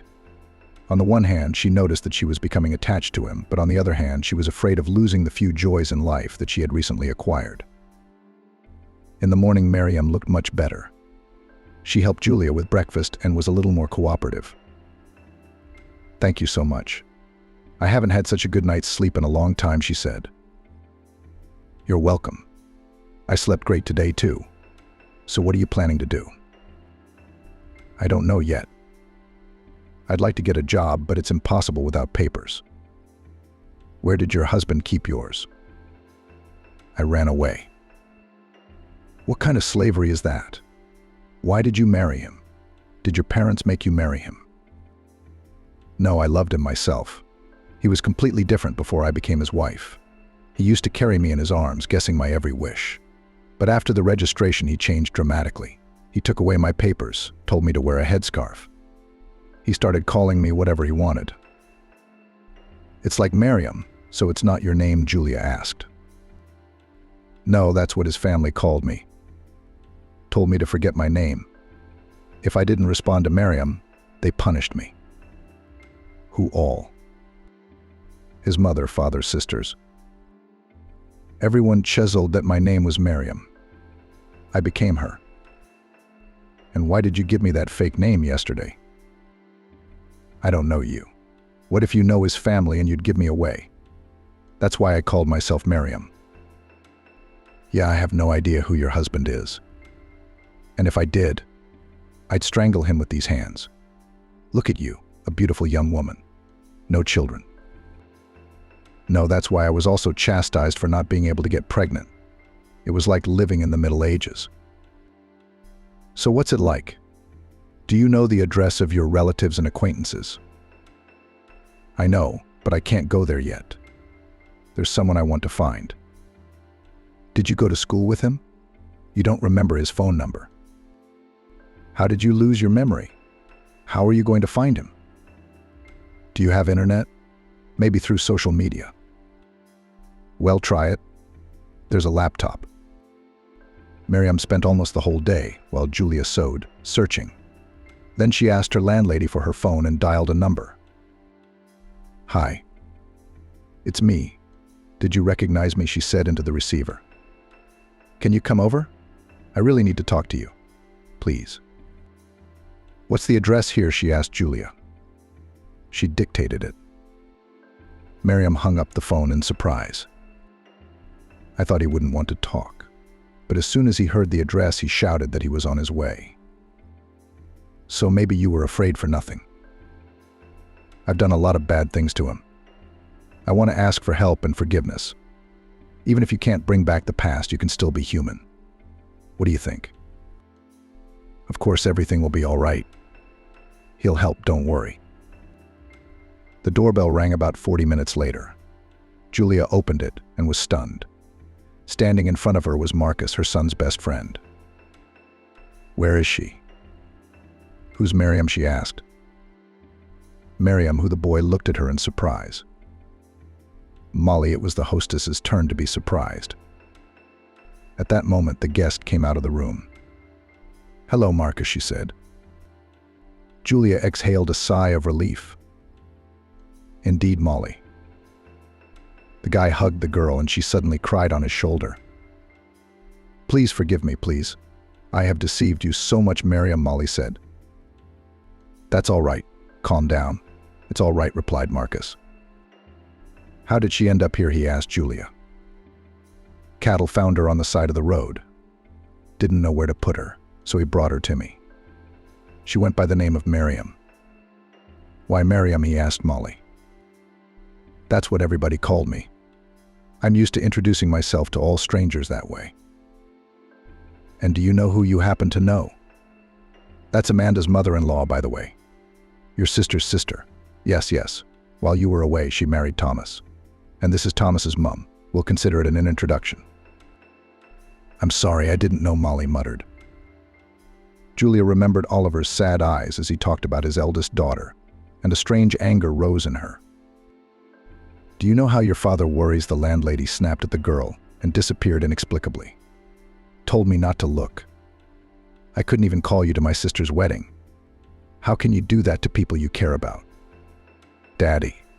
Do you know him? Molly asked. Well, what do you think if our children were married? Now, I'm definitely not letting you go anywhere until you call your father. Understand? And don't look at Marcus. I'll kick him out if I have to. I'm all for you calling Oliver myself, Marcus interjected. There's a phone over there, too. Molly picked up the phone and stared at it for a long moment, gathering her composure. Then she dialed the number. Hey, Dad. Dad. Oliver had a morning shift tomorrow, so he was getting ready for bed when suddenly the phone rang and Julia's number popped up. Something's wrong, his mind flashed, because his lover wasn't in the habit of calling this late. In his mind, he'd been calling her exactly that for a long time. My sweetheart, but he was afraid to admit it to her. All the time he found some excuse. Maybe now is the time, Julia thought. Hi, Dad, it's me, said the receiver. Who am I? Molly, the voice answered. Oliver ahead and sat down on the couch, then jumped up and paced around the room.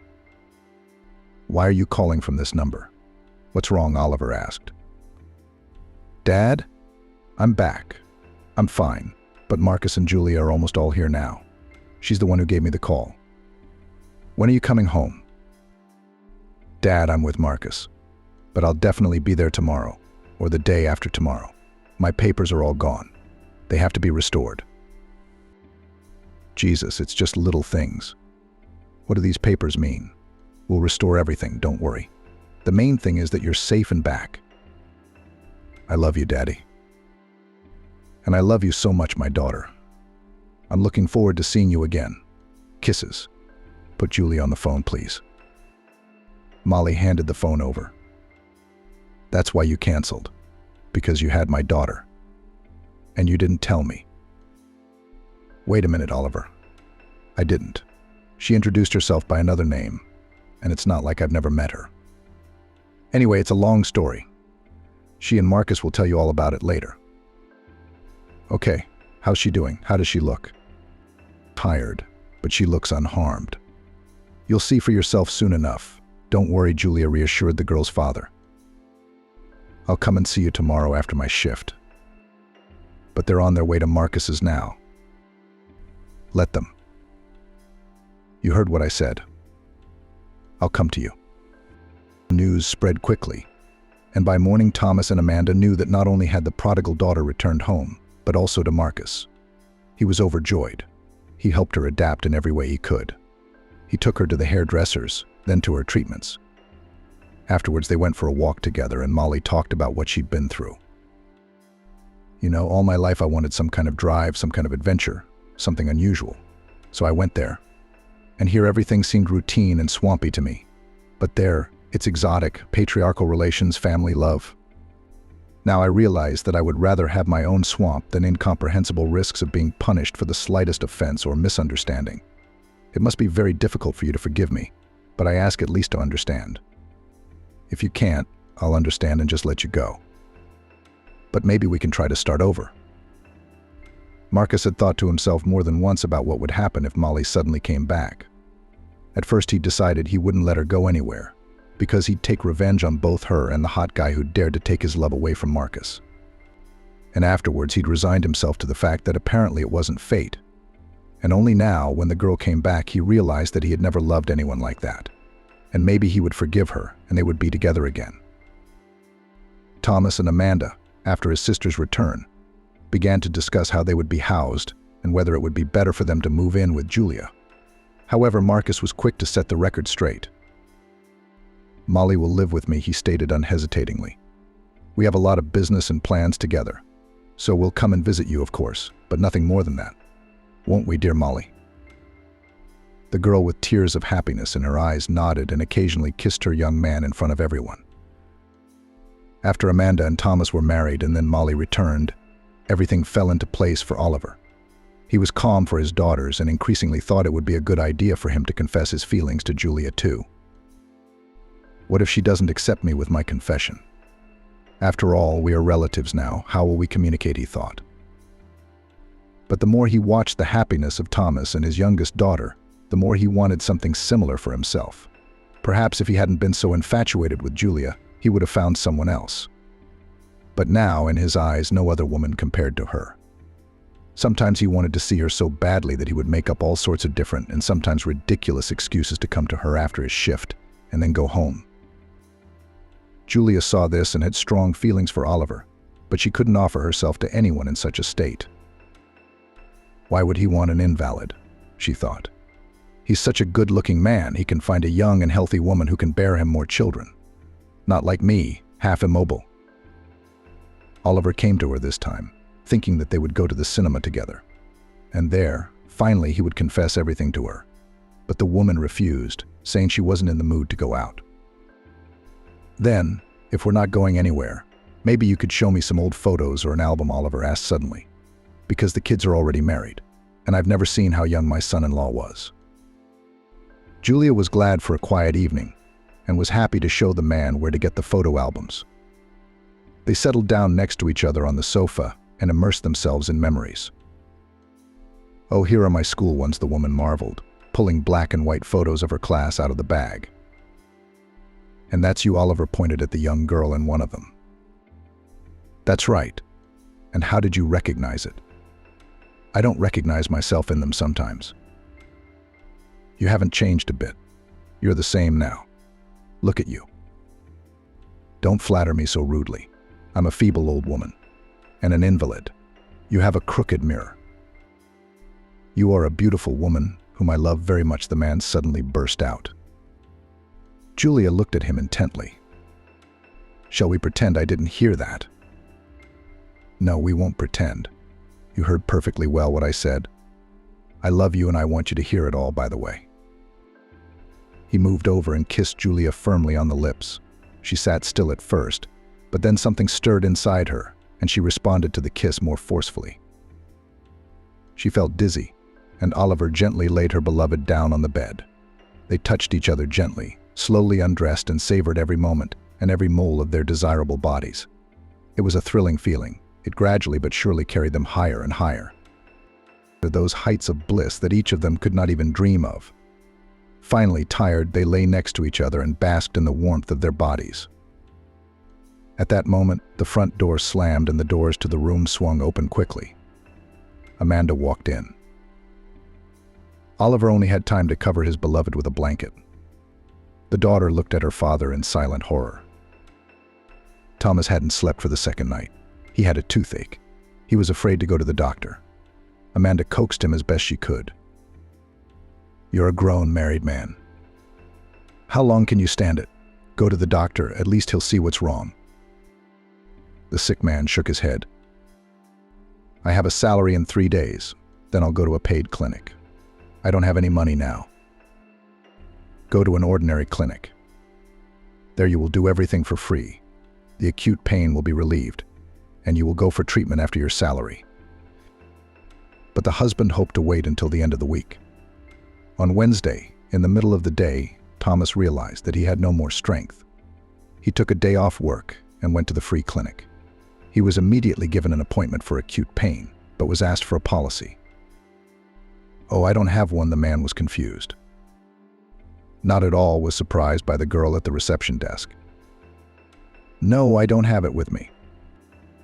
"Well, call home, ask to have it dictated to you. That's enough for us, and you don't need to see the policy itself." Thomas called his mum, as he had not had time to take the policy with him to his new place of residence. Mum didn't pick up the phone. She's probably with a client, he thought as she worked on an order with a customer, switching off the sound on the phone so she wouldn't be distracted. Thomas thought feverishly about what to do. He decided to call Amanda. "In case you don't have class, and drive over to your mother's to pick up the policy." "Where is it lying?" the wife asked. "Well, that's where you'll come. If Mum's not there, ring up and I'll tell you. As it is, she knows well." The girl agreed. Taking his keys from the nightstand, drove to the flat. Amanda was in a hurry to be there in time for Thomas's appointment, because he'd been told strictly that the doctor wouldn't see her without a policy number. She almost flew upstairs, and frantically opening the door, ran into the room and froze in horror. "Hello, daughter. What are you doing here?" Oliver asked her, covering Julia lying on the bed with the covers. "Daddy," the purpose of her arrival and all the words that needed to be said slipped out of the girl's mind. She looked at her father and mother-in-law in silence and tried to gather her thoughts. "Amanda, could you step outside for 5 minutes?" her mother-in-law asked her. "Yes, sorry," the girl popped out into the kitchen. Oliver immediately got up, got dressed, and helped Julia sit down and clean up. They giggled quietly amongst themselves, a little embarrassed by the situation. Finally, the man opened the door and stepped out to his daughter. "Amanda, we're adults," he started to say, but then changed his mind and asked, "Didn't they teach you to knock?" "I was," the daughter agreed. "You did." But Thomas couldn't get Mum on the phone and thought she was with a client. "And it's an emergency for me. You've only known each other for a short while. When did you have time to?" "Well, how can I put it? Well, actually, we've known each other since high school. And then I was courting Julia. And then, remember I told you about how I met a woman from the same class, but I never got her phone number?" Amanda covered her mouth with her hand. "So that's her?" "Yes, and the next time I met her was at your wedding. But this one is hardly a coincidence. I think it's fate." "Are you two going to whisper like that in there?" Julia's voice came from the room. Dad and daughter appeared in the doorway. "Come in, Amanda. I'm sorry we met you like this." "Oh, please, Julia, I'm the one who should be apologizing. Bursting into your house without warning or a call. By the way, what's the emergency?"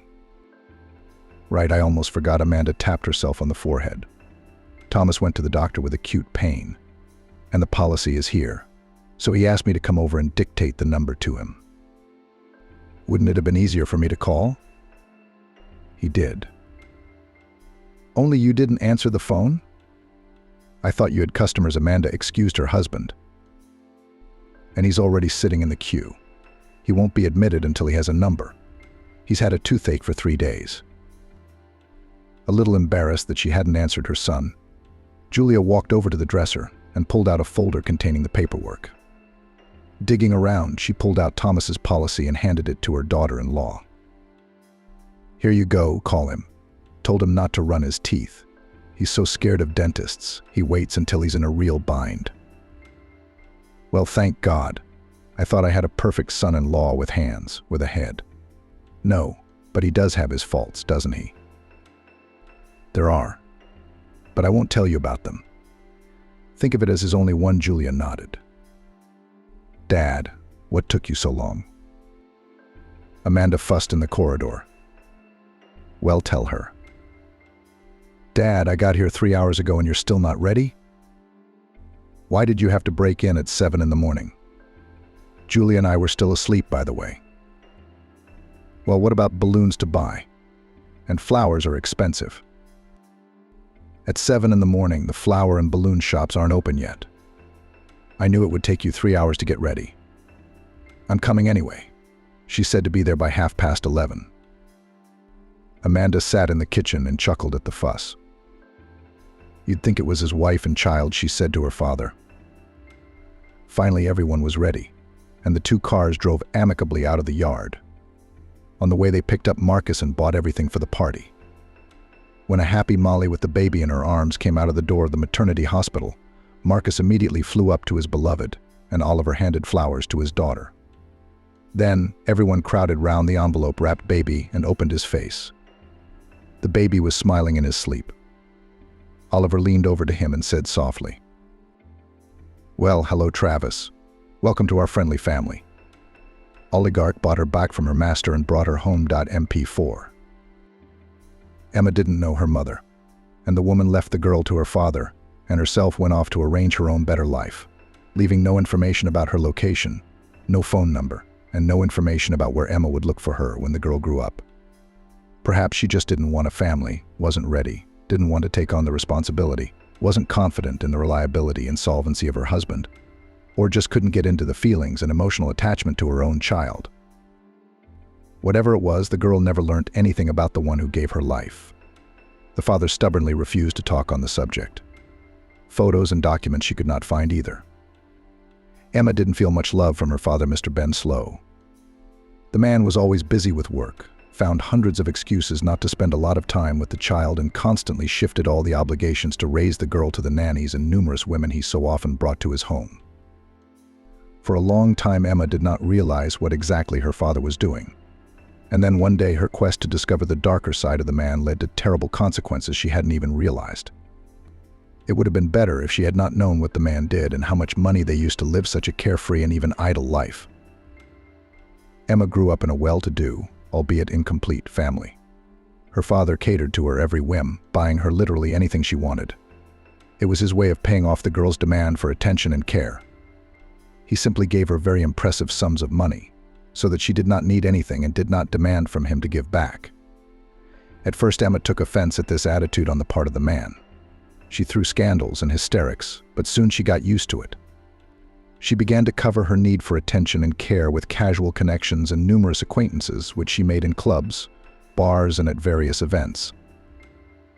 Such behavior seemed unacceptable to Mr. Ben Slow, but he did not interfere, giving the girl the opportunity to fully enjoy her youth. But soon he began to notice that the girl's behavior was crossing all boundaries, and it was time to set limits to prevent the girl from ruining herself and her life. But had Mr. Ben Slow known how it would end, probably would have left it alone. Wouldn't have tried to change Emma and set her straight, because in the end she became the person he despised most in his life. "Dad, give me the money." Once again Emma approached the man, about to spend another night filled with entertainment and casual acquaintances. $1,000 is enough for me tonight. Michael promised to pay for me. But knowing today's guys, that's not exactly how it's going to work out. "Where are you going?" "You promised we'd study for our upcoming exams today. You're 17 now, it's time to get your head round it. Don't you think so?" The man looked at Emma with undisguised displeasure. The girl was vulgarly dressed, brightly colored. She smelt a pungent odor of perfume and something else, the faint smell of tobacco. The girl abruptly took a step back, creating some space between her and her father. It was obvious that the girl was embarrassed, but only for a moment.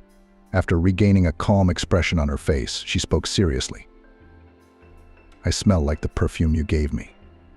It's a shame not to remember your own gifts, Dad." She smiled predatorily, trying to make her words convincing. She knew very well that none of the gifts her father had chosen for her had been chosen by himself. He was always helped by the women he often brought home. "Will you give me the money?" Emma continued nonchalantly, staring at her father point blank. "You have to study for your upcoming test today. So, no. Today you go to your room and study hard. And after you've learned everything, we'll talk about your entertainment. Go. The sooner you get to the task at hand, the more time you'll have for your desires and entertainment." "But Dad, I'm not going to waste my time on something I won't need in my life." Emma took a sharp step toward the man, trying to sound as convincing as possible. "Why would I do that if I don't plan to work?" But the man didn't even move, watching his daughter's reaction carefully. Michael asked me to spend the evening together. You know his parents are wealthy.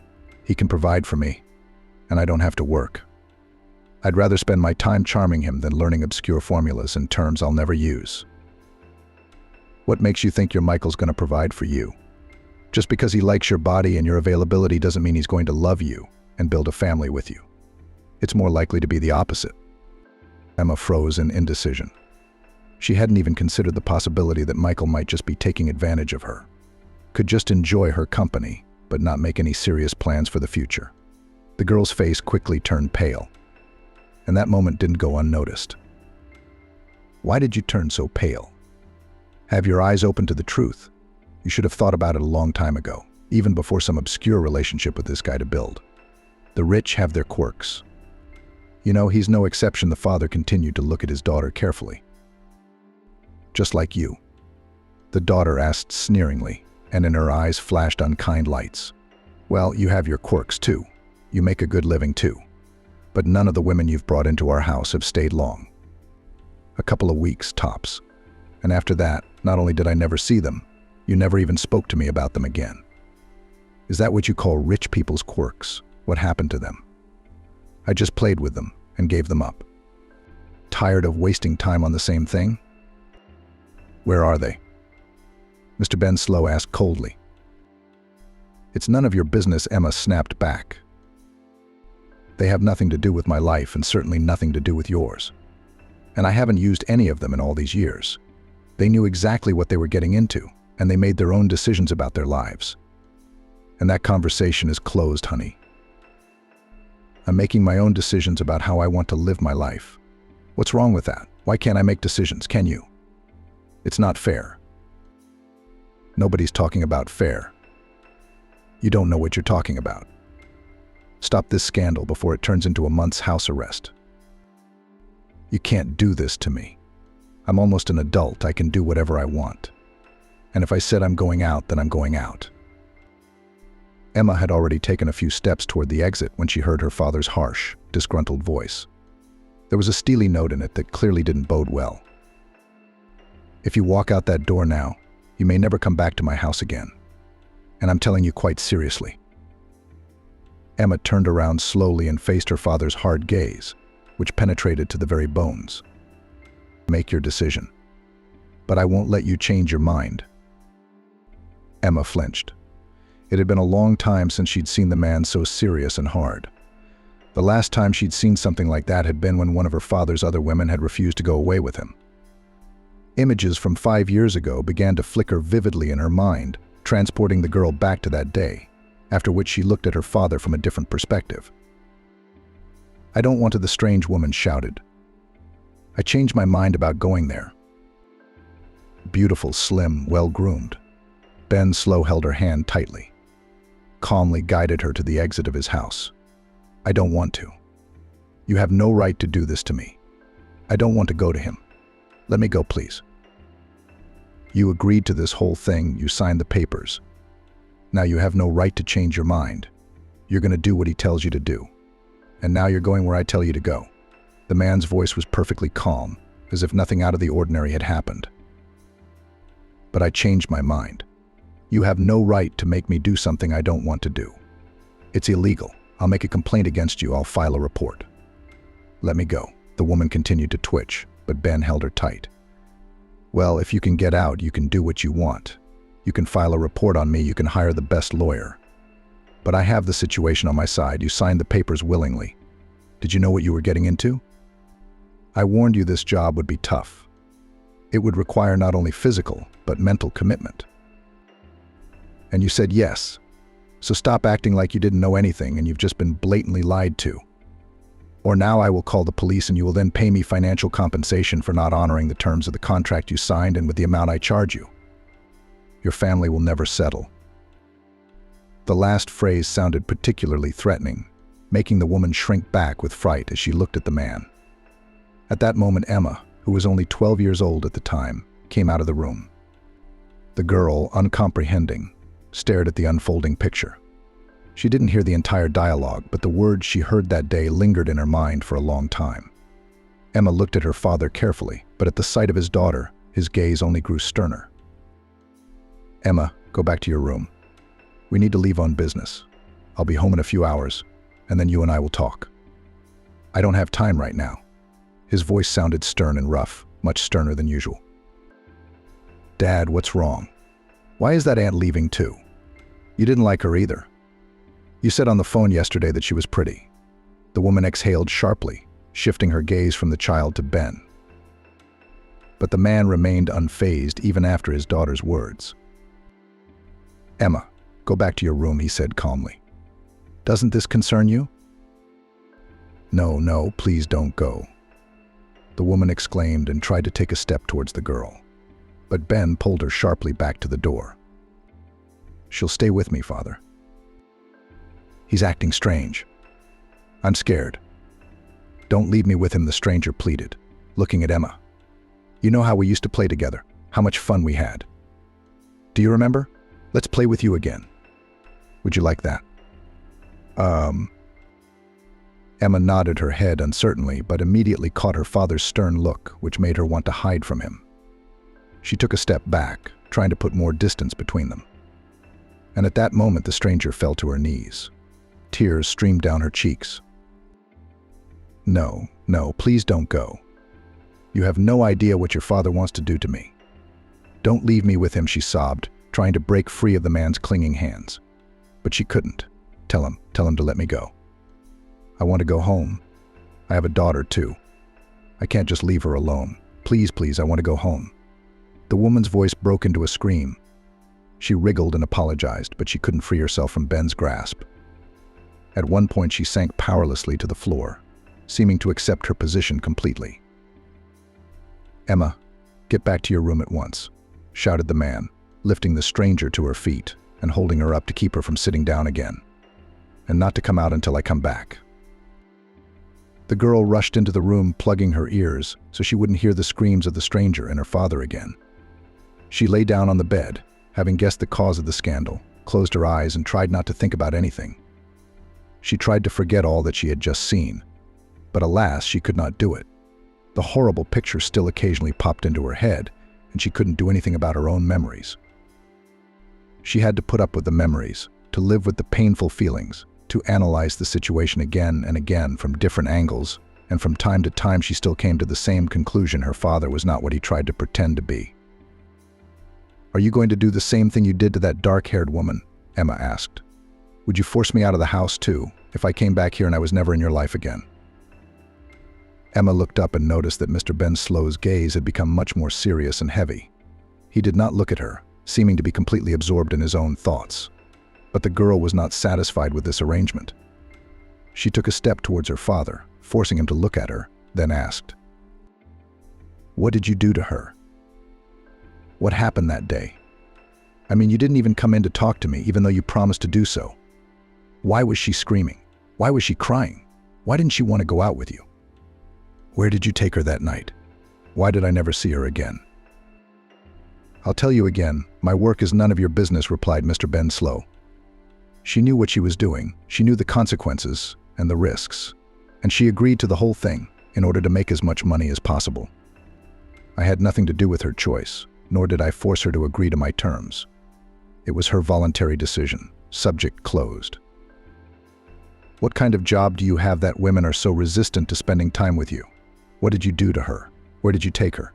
Tell me." Emma's nerves were frayed. She wanted to know what was going on. She wanted an answer to her question that had plagued her for so long and caused her dozens of nightmares. The man slowly moved closer to her, stopping a couple of dozen centimeters from her face. "My line of work is none of your business," he said. "Once again, you are not old enough to demand answers to such questions from me, and you are certainly in no position to judge me." "How dare you speak to me like that?" Emma exclaimed. "I am not your slave, you are my father, and I have the right to speak to you as I see fit. And you must obey me. Go to your room," the man shouted, no longer holding back his frustration and anger. Emma stood still and glared at her father. She wasn't going to obey him, wasn't going to bend to his demands again. Anger and hatred boiled up inside, forcing her to stand still, despite all the possible consequences of such a decision. "Don't test my patience," his father said through gritted teeth. "Don't forget that I control my life and your future. Don't make things worse for yourself." "What will you do to me? You only say you're so brave. Don't you talk to me like that." The man grabbed his daughter by the arm and dragged her towards her room, completely ignoring her resistance and resentment. "You will live your life the way I tell you to. You will obey me, you will respect me. Enough of your childish whims and discontents. You're out of control. So we'll work on your re-education, my dear." The man pushed the girl sharply into her room and shut the door. "God forbid you leave your room before your punishment is over," he shouted. "I swear I can only sympathize with your plight. I advise you not to test the truth of my words, if you want to enjoy a free and independent life in the future." Emma heard the key turn in the lock.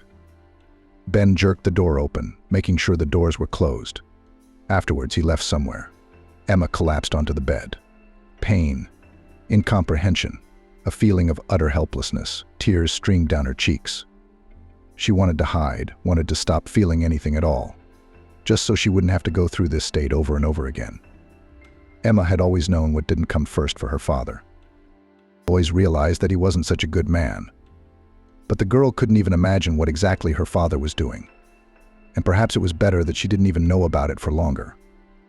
The way she had to get acquainted with her father's profession would not be in her worst nightmare, and Emma would have to experience it all for real. The girl did not notice how she fell asleep. She awoke to a persistent knock at the door. After opening her eyes and lying under the insistent knocking for a while, she went to the door and pulled on the doorknob. It wouldn't budge. And then the memories of the previous day came back to her mind. Sighing, she spoke out. "I can't open the door. You're the one who locked me in here yesterday. In case you've forgotten." Me came a familiar male voice. "I don't remember being here last night. I thought you spent the whole evening alone last night." Michael, is that you? How did you get here?" The girl's voice became agitated. She couldn't imagine what her father would do to the guy if he saw him in his house. "You need to get out of here right now." That's the first time I've ever heard of thanking a savior like that. "Oh well, I'm not mad at you, baby. You better tell me how to open this stupid door for you. Get out of here. Now, if my dad sees you, it's not going to end well. You don't have to save me. I'm doing fine. Go away." "Well, I wouldn't say you're fine and you're not in any trouble. You know, that's not what I'm sure of. I don't think you should stay. Apparently your father just locking you in a room is not adequate. Please, Michael, get out of here. You shouldn't be here. Stop being rude. I'm trying to help you. Besides, what's your father going to do to me? My parents and I have so many connections. He better not mess with us." "Oh, I almost figured out how to open it. Just bear with me," Michael said. "You, young man, are apparently completely unaware of who I am and what connections our family has," Mr. Ben Slow said coldly. "I think you should leave before you face serious consequences." Michael flinched and turned round sharply. Behind him stood Emma's father. It wasn't clear from his face what was on his mind. He was frozen like a stone. The boy was not confused and jumped to his feet. Approaching the man, he tried to make his look stern and his words confident and threatening. "Let her go at once. You can't just keep her locked up like this. It violates her rights. There will be serious consequences for this." "There are serious consequences for you. And if you don't get out now." Mr. Ben Slow's voice was calm, but there was a threatening note in it that was hard to ignore. Michael froze in place, trying to figure out what to do in this situation, how to help his friend, or whether to back off so as not to get into trouble that might shake his parents' trust. The silence dragged on. That's when Emma entered the conversation. "Michael, please get out of here." "I'm fine. Get out of here now." The girl's shouting made the boy stir. He made an instant decision and looked menacingly at the man in front of him. "I will only leave if you let her out. Otherwise, I'm staying here. And I remind you, boy, that you trespassed into my house when I wasn't here. Trespassing, defacing my property, and possibly kidnapping my daughter. How happy do you think your father would be if I called him now and told him what I just told you? And he'd love it if he got a call from the police station, where you'll be taken at my first call." Mr. Ben Slow took a threatening step towards Michael, which made the boy recoil sharply. So brave in words and such a coward in real life. "Get out of my house. This is your last chance. From here you will go out only with the police." The man took another step, and at that moment Michael rushed to the exit. At the door, he turned and shouted after Mr. Slow, "I'm not going to let this go. Everyone will know about your cruelty and the way you treat your daughter. I'm leaving now, but that doesn't mean I'll admit you're right." He walked out the door, slamming it shut. Mr. Ben Slow exhaled irritably. This was the last thing he needed, some boy trying to ruin his life. He walked back to his daughter's room, wanting to clarify what was going on. "Emma, can you hear me?" the man asked, turning the key in the door. There was silence in response, and there was a strange, uneasy feeling inside. "Emma, why aren't you saying anything? If you're up to something, I'm warning you in advance you won't succeed. You better think before you do anything, especially if it's something I don't approve of." The man swung the door open sharply, and a completely empty room came into view. Emma wasn't in it. He stepped inside. Looking around, everything was in its place. The bed was made. There wasn't even a hint that the girl had been here all night and had been desperately urging her boyfriend to leave just a few minutes ago. The man took another close look around the room. The thought even crept into his mind that he might have locked her in some other adjoining room. But suddenly his eyes fell on the open window, and then everything became clear. He rushed towards it, but the girl was nowhere to be seen. Ben saw only a car driving away, and he had not the slightest doubt that his daughter Emma was in it. As soon as Emma heard the lull in the corridor, she began to frantically think of what to do. She paced from corner to corner until suddenly she was attracted by a sound coming from the window. She immediately ran over to it, peering intently into the brightly lit streets. Opening the sash, she listened, and suddenly shouts and words came to her. "Emma, come on, jump." The girl lowered her head and saw Jason, Michael's friend, below. He had always been prejudiced against her, and now the girl was surprised by his behavior, so she froze in place, looking at him carefully. "Why are you frozen? Come on, jump." Already more loudly, but still persistently, said the guy. "I don't have time to persuade you like a little child. Come on down. If I don't, Michael will kill me." He held his hands up, letting Emma know that he would help her down if she decided to do it. Suddenly, Emma heard the sound of the front door opening. She realized that time was running out in minutes, and therefore she could not delay any further. She pulled herself together and sat down on the windowsill with her legs over the other side. Her insides tightened with fear, and she felt dizzy. She wanted to go back to her room to think it over again and pull herself together. But at that moment, the front door slammed shut, and the guy from below whispered, "Come on, jump. There's no time. Your dad's coming back and you'll be grounded for the rest of your life. Jump." Inhale. Exhale. And Emma was flying down. She closed her eyes, forgetting to brace herself or at least cover her head with her hands. She was already preparing for the impact, when suddenly she was picked up by strong male hands, which gently pulled her to her. "Open your eyes. It's all over." Well done, you did it after all," said a familiar voice. "I was sure you wouldn't do it," Jason said. "Good thing I didn't have time to argue with Michael." He smiled as he held her close to him. And in that moment it seemed to her that he wasn't the same man she'd known before. He was somehow different, gentle, careful, handsome. She had never looked at him so closely. After all, the mere presence of this guy in her life annoyed her. But now perhaps she would reconsider. But that would come later. And now the menacing voice of Michael, who had been watching the couple for the last few seconds, made them both come out of their strange stupor. "Will you be showing your affection later? We've got to go. Let's get out of here. If that crazy man, Mr. Ben Slow, realizes early on that Emma's run away from home, none of us will get out of here in one piece." Michael rushed to the car parked at the edge of the road. A few seconds later, Jason and Emma followed suit. The last thing the girl saw was her father's disgruntled face in the window of her room, watching him intently as the car drove away. Emma exhaled convulsively, trying to distract herself with something. Jason and Michael sat in complete silence, glancing at her occasionally. Then she was the first to speak. "Where are we going? And how did you know I was at home and that something was wrong with me? I didn't write to anyone last night. I didn't have a phone." "Michael thought something was wrong because you didn't come to the party," Jason said. "Then your friend said you hadn't been in touch since last night. He started to worry that you might have found more interesting company than him." Michael elbowed Jason in the side, causing him to bend over and laugh. "See, I told you he's jealous of you for no reason, and he's too embarrassed to talk about it. He's a wonderful guy," Jason continued, despite the displeased look on his friend's face. "You know, I like you a lot better today than I did before," Jason said. "I'd say I've seen a whole new side of you that I like a lot better." He winked at the girl, at which point he got another shove from his mate in the side. "What are you doing?" He turned to Michael indignantly. "She's not your mate. I can say and do what I want. Get off. But she's not yours to talk to like that either. Control what you say."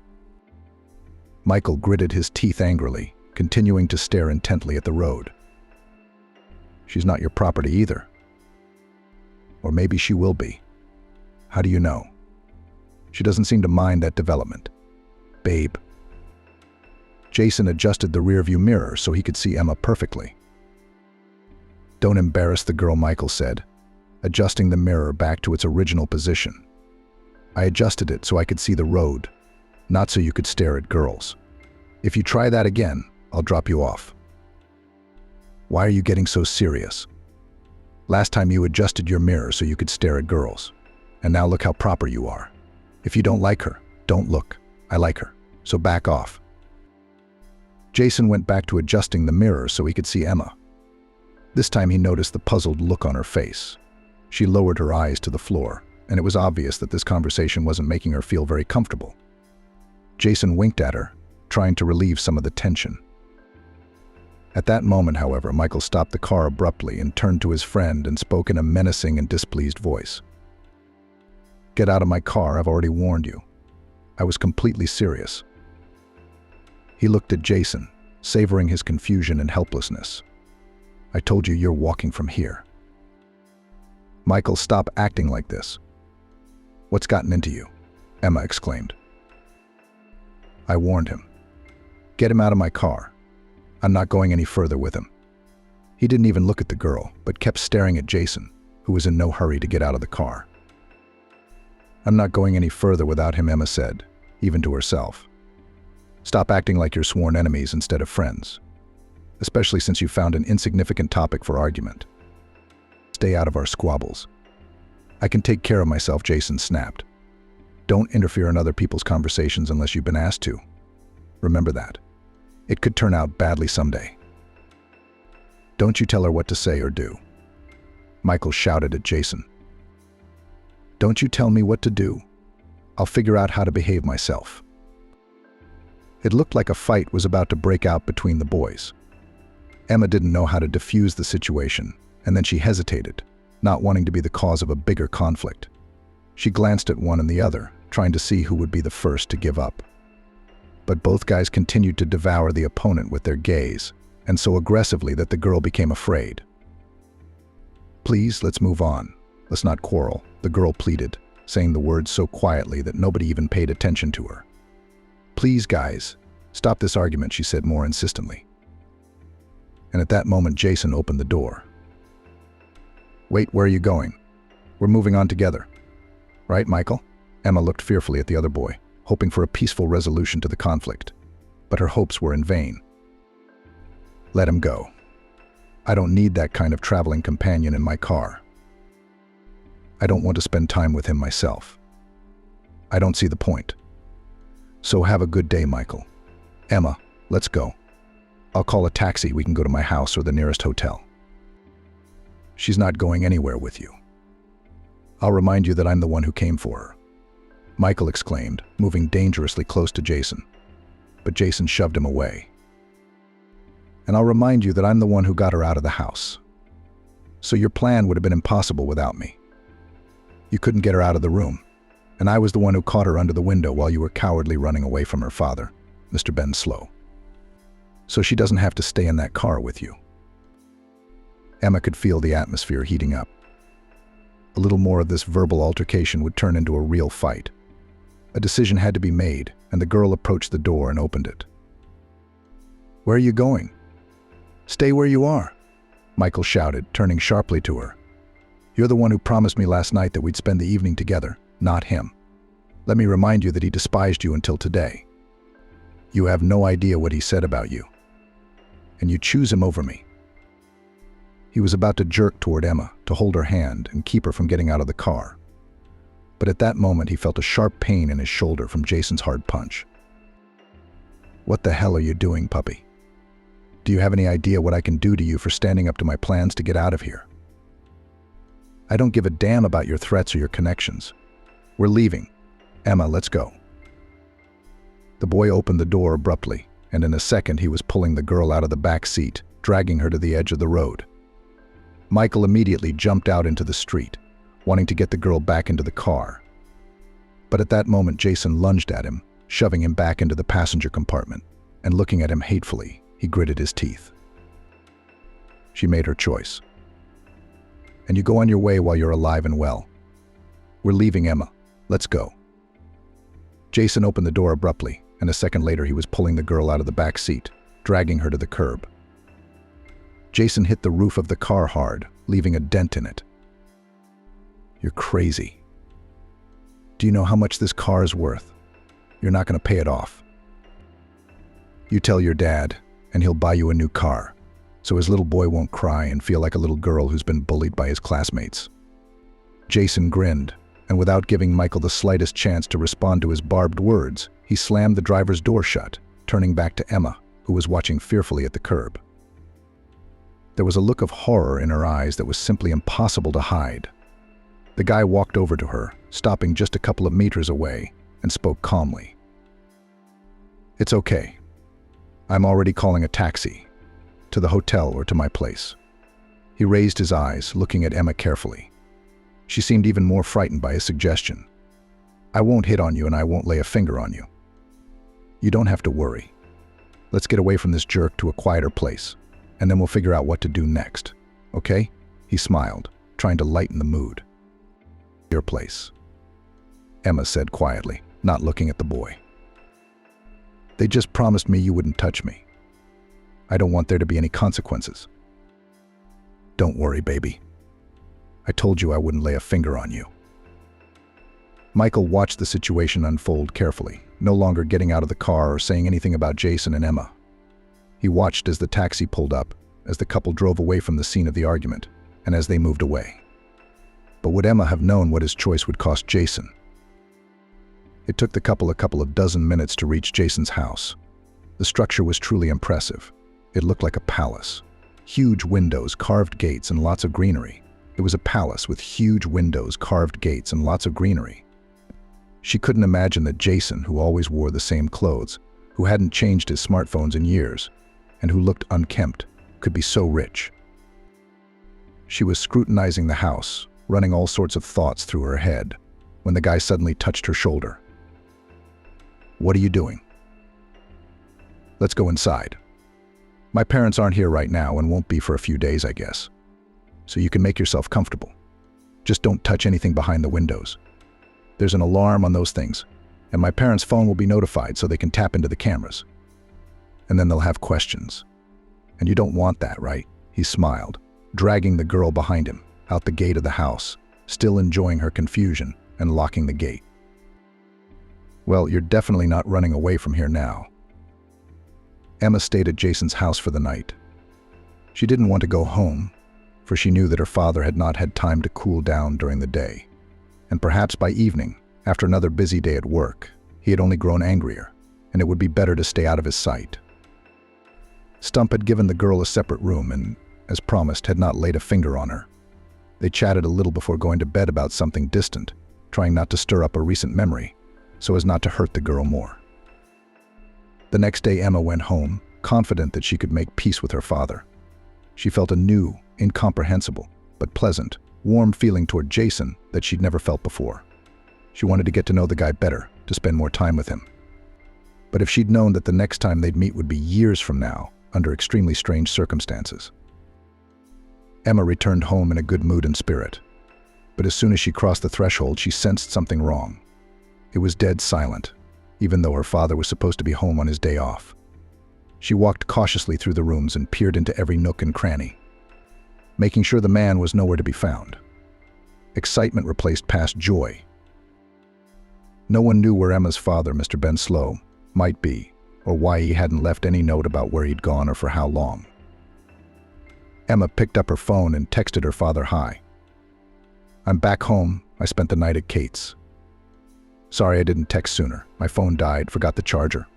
We'll talk when you get home." Kisses sighing, she sent the message, but there was no reply 5 or 10 minutes later. Mr. Slow never responded for the rest of the day and didn't get home until after dark. Emma was seized with an uneasy feeling.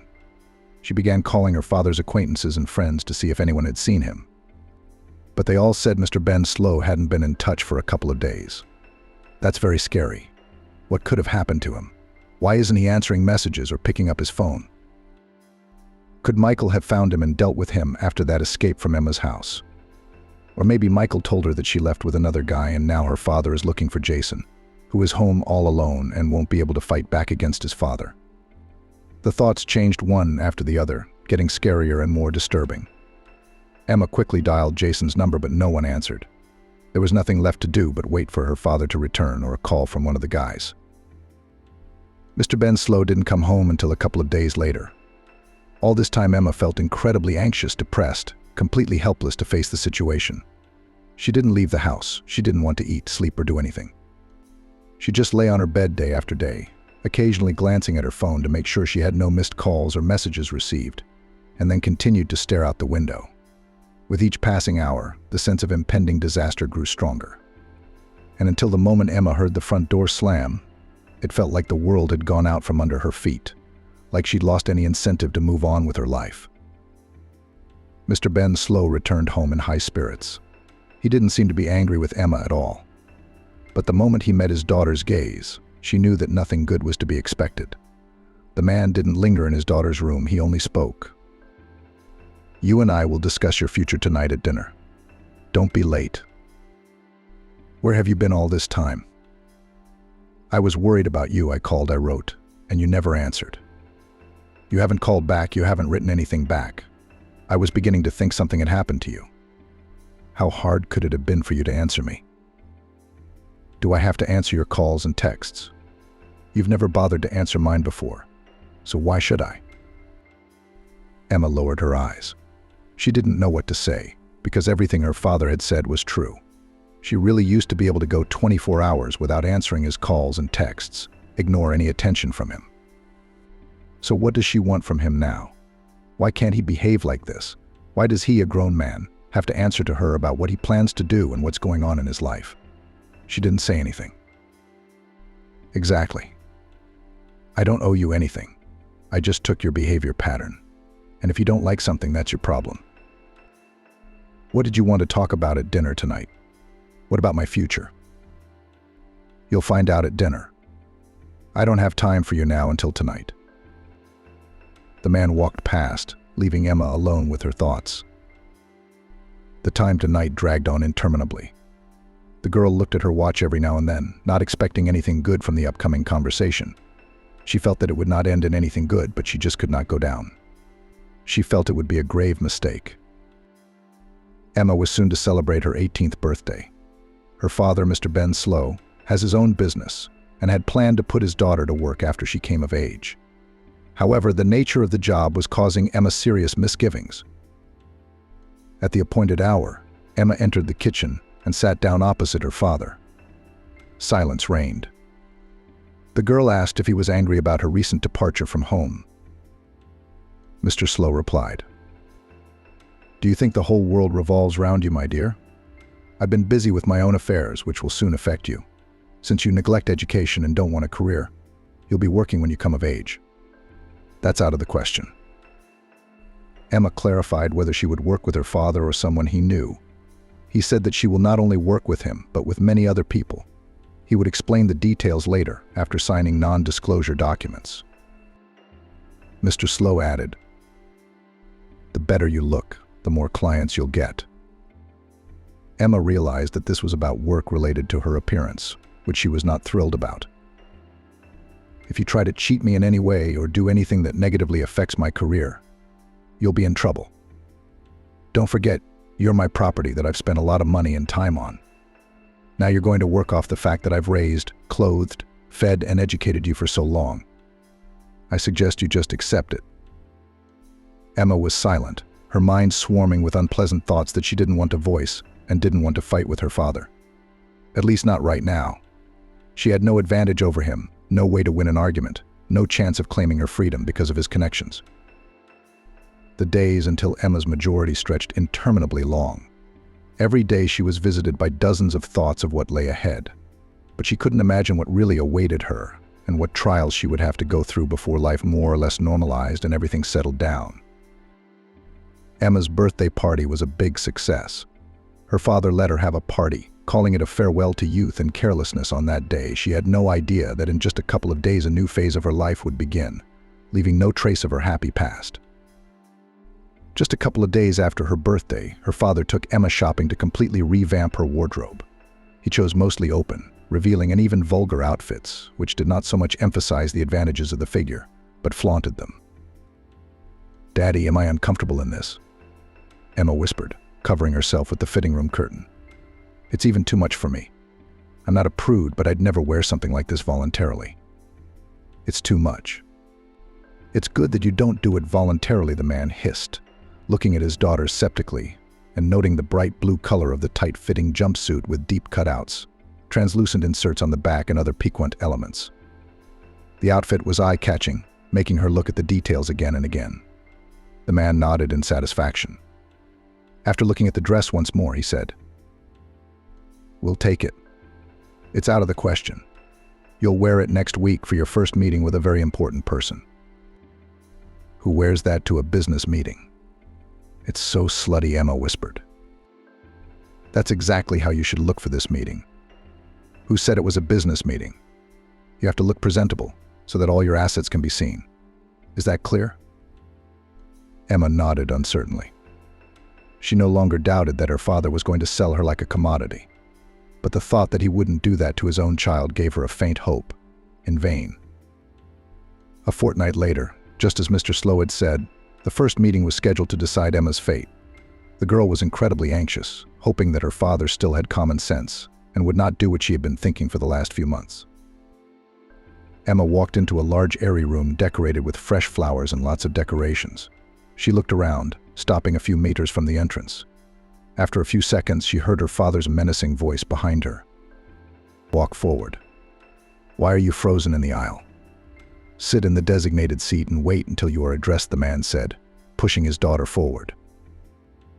In addition to her, there were several other beautiful girls in equally revealing dresses with colorful makeup and perfect hairstyles. They seemed to see Emma as a rival, so they quickly lost interest in her. There was silence for a few seconds. Emma walked over and sat back in her seat, looking around and trying to figure out what would happen next. A few minutes of complete silence passed. Nothing changed. She decided to lean over to the other girl and ask her. "Excuse me," Emma whispered. "What's going to happen here?" "An event.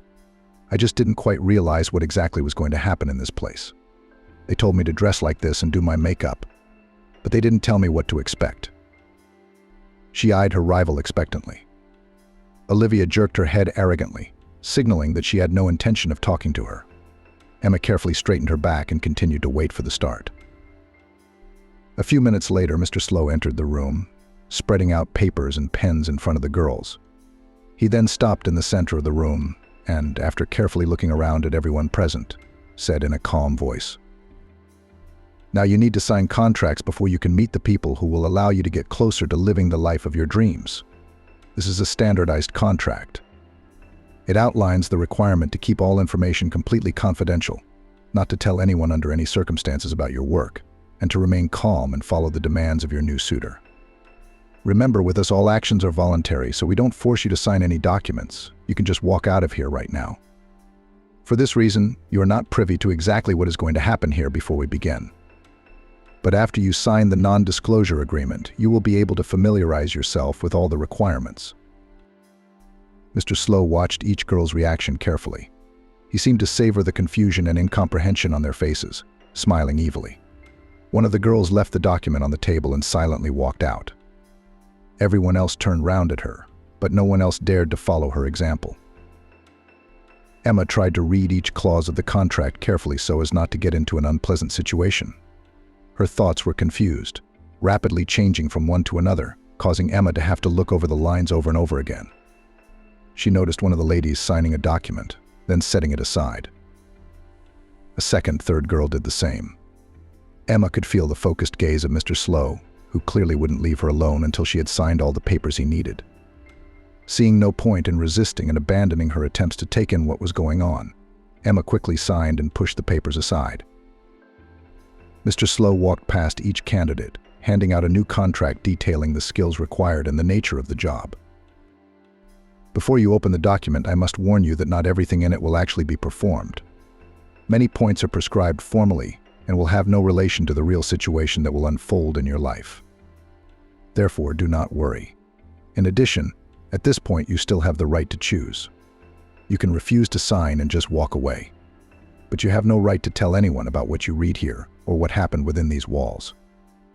Remember, I have enough information on each of you if you break the rules. With a disdainful look around at those present, he nodded slightly, signaling that he could proceed to examine the document. Emma turned the page hesitantly and her gaze fell on a few lines. In the event of purchase, the girl becomes the full property of the buyer. She is bound to do his will, be faithful, loyal, follow the rules set forth, and never grumble against the buyer's preferences and desires. The girl looked apprehensively at Mr. Slow, but the latter seemed quite indifferent to his daughter's condition. He made sure that all the girls studied the contract carefully before signing, to minimize the risk of future problems with them. Emma looked round. Everyone was looking at every page carefully, as if trying not to miss any important points, and to get as much information about the job as possible. Emma was afraid to look down at the sheet again for fear of seeing something worse than before. She wanted to run out of that horrible building, forget everything that had happened like a terrible dream, and never ask her father again what he did or who he worked for. What was going on with those girls he brought to his house? But now it looked like they had no choice at all, and she would find out firsthand what happened to them. Time was running out. Emma still decided to take another look at the sheet. Maybe that phrase, taken out of context, was the worst of it, and the rest of the terms would be more loyal and simple. At least that was the impression Emma got when she looked at the other girls, who remained completely calm as they read the document page by page. She lowered her eyes and immediately saw an even creepier phrase: the girl being sold has no right to return to the seller under any circumstances. The buyer is responsible for the girl's life and future. The buyer has the right to dispose of the girl as he or she sees fit, as long as it complies with legal requirements. There was a look of horror in the girl's eyes. After reading the lines, she stared at them for a few more minutes, trying to understand their meaning and find a hidden subtext, which of course was not there. Everything tightened inside and it became difficult to breathe. A small shiver ran through her body, and her mouth was dry. The girl tried to calm down and come to her senses, but there were already traitorous tears in her eyes. How could he, her father, offer her a job like this? How could he so easily trade his own daughter? How could he just give up her happy future, her dreams and desires, everything that bound them together, just to get a large sum of money for her? Emma flinched when she felt a light touch on her shoulder. She jerked as if from an electric shock, then slowly turned to the girl who had tried so hard to get her attention. The one carefully walked to the door and barely audibly whispered, "Look at the last page. We're all here for her. You'll love it, and it will change your life completely." The girl turned away, reading the document in front of her. Emma followed her advice, quickly turning the pages and opening the last one. The title was Intriguing Buyer Requirements. She began to study the paragraphs and noticed one very interesting point, which stated that the buyer was obliged to provide not only for the girl, but also for her entire family, so that none of its members would lack basic needs. And then it dawned on Emma. What was the purpose of all this? Her father just wanted the opportunity for a carefree life, not to work, and yet not to give up the usual level, not to waste time in traffic, not to strain on projects, when you could just once a month get a solid sum on the card.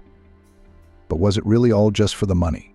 Had she really become in her father's hands just a commodity that had no voice and would be bought by the first rich man who could offer a tidy sum for her looks and skills? Emma lowered her gaze into the contract again, rereading the one sentence over and over again. And each time she realized more and more what was happening.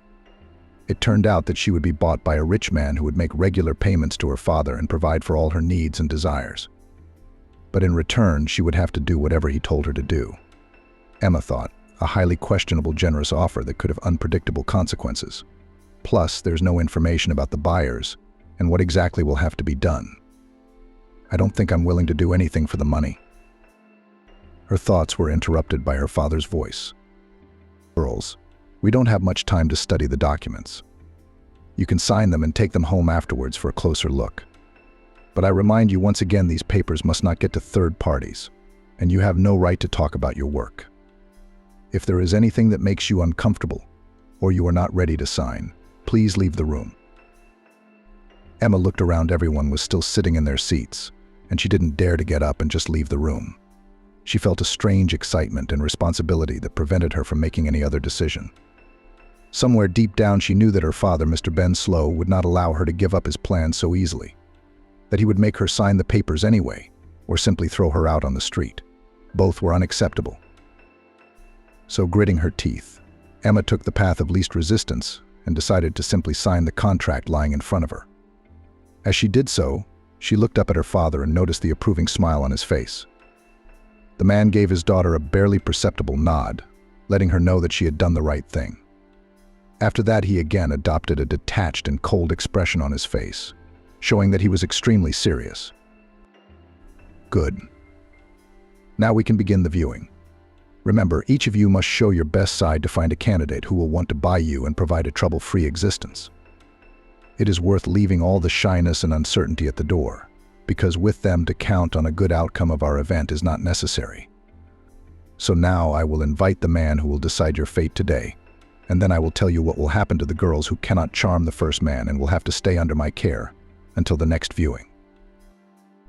After these words, Mr. Ben Slow left, and in a few minutes returned to the room with a substantial-looking man.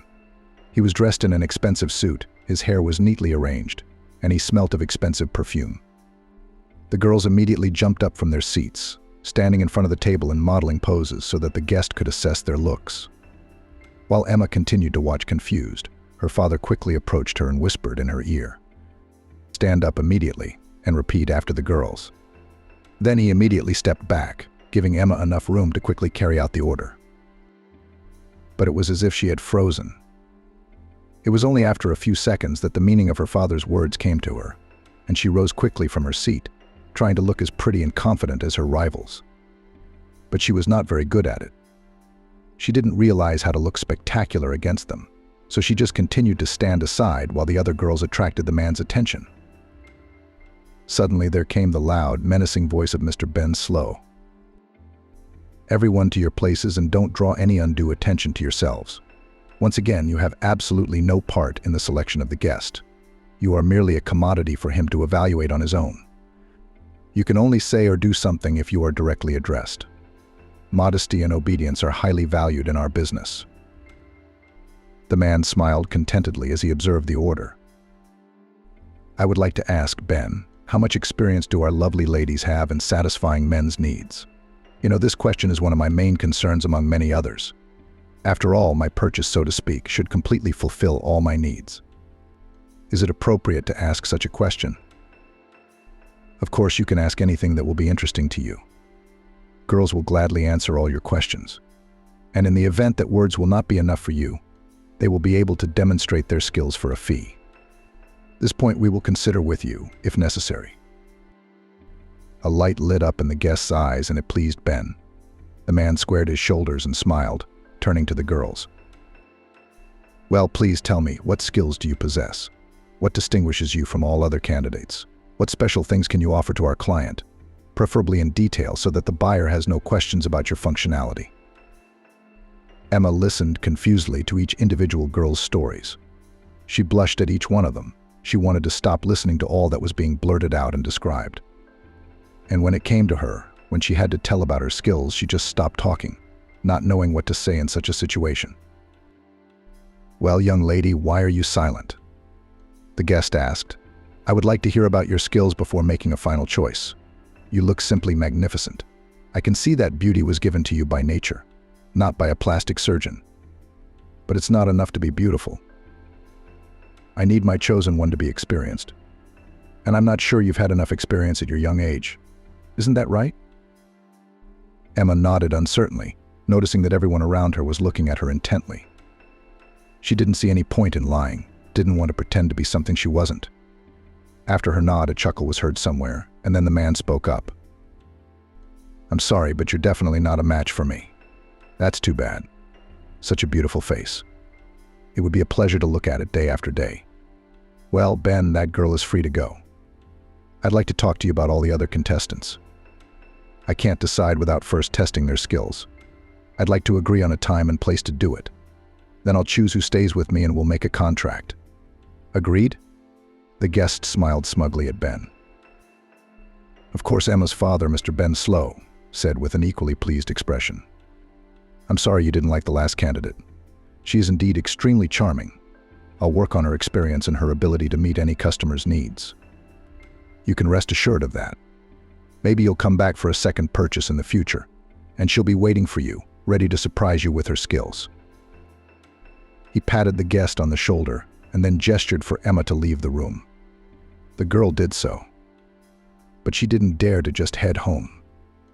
She was sure that the conversation with her father wasn't over yet, and after the promise to teach her everything and the failed experience at the first show, she wouldn't get off with a simple warning. It was getting really scary. She wanted to run away, to get help, to find some way out of this situation. Emma began to think frantically about what she could do, how she could help herself while her father was busy with other things behind closed doors. Suddenly it hit her.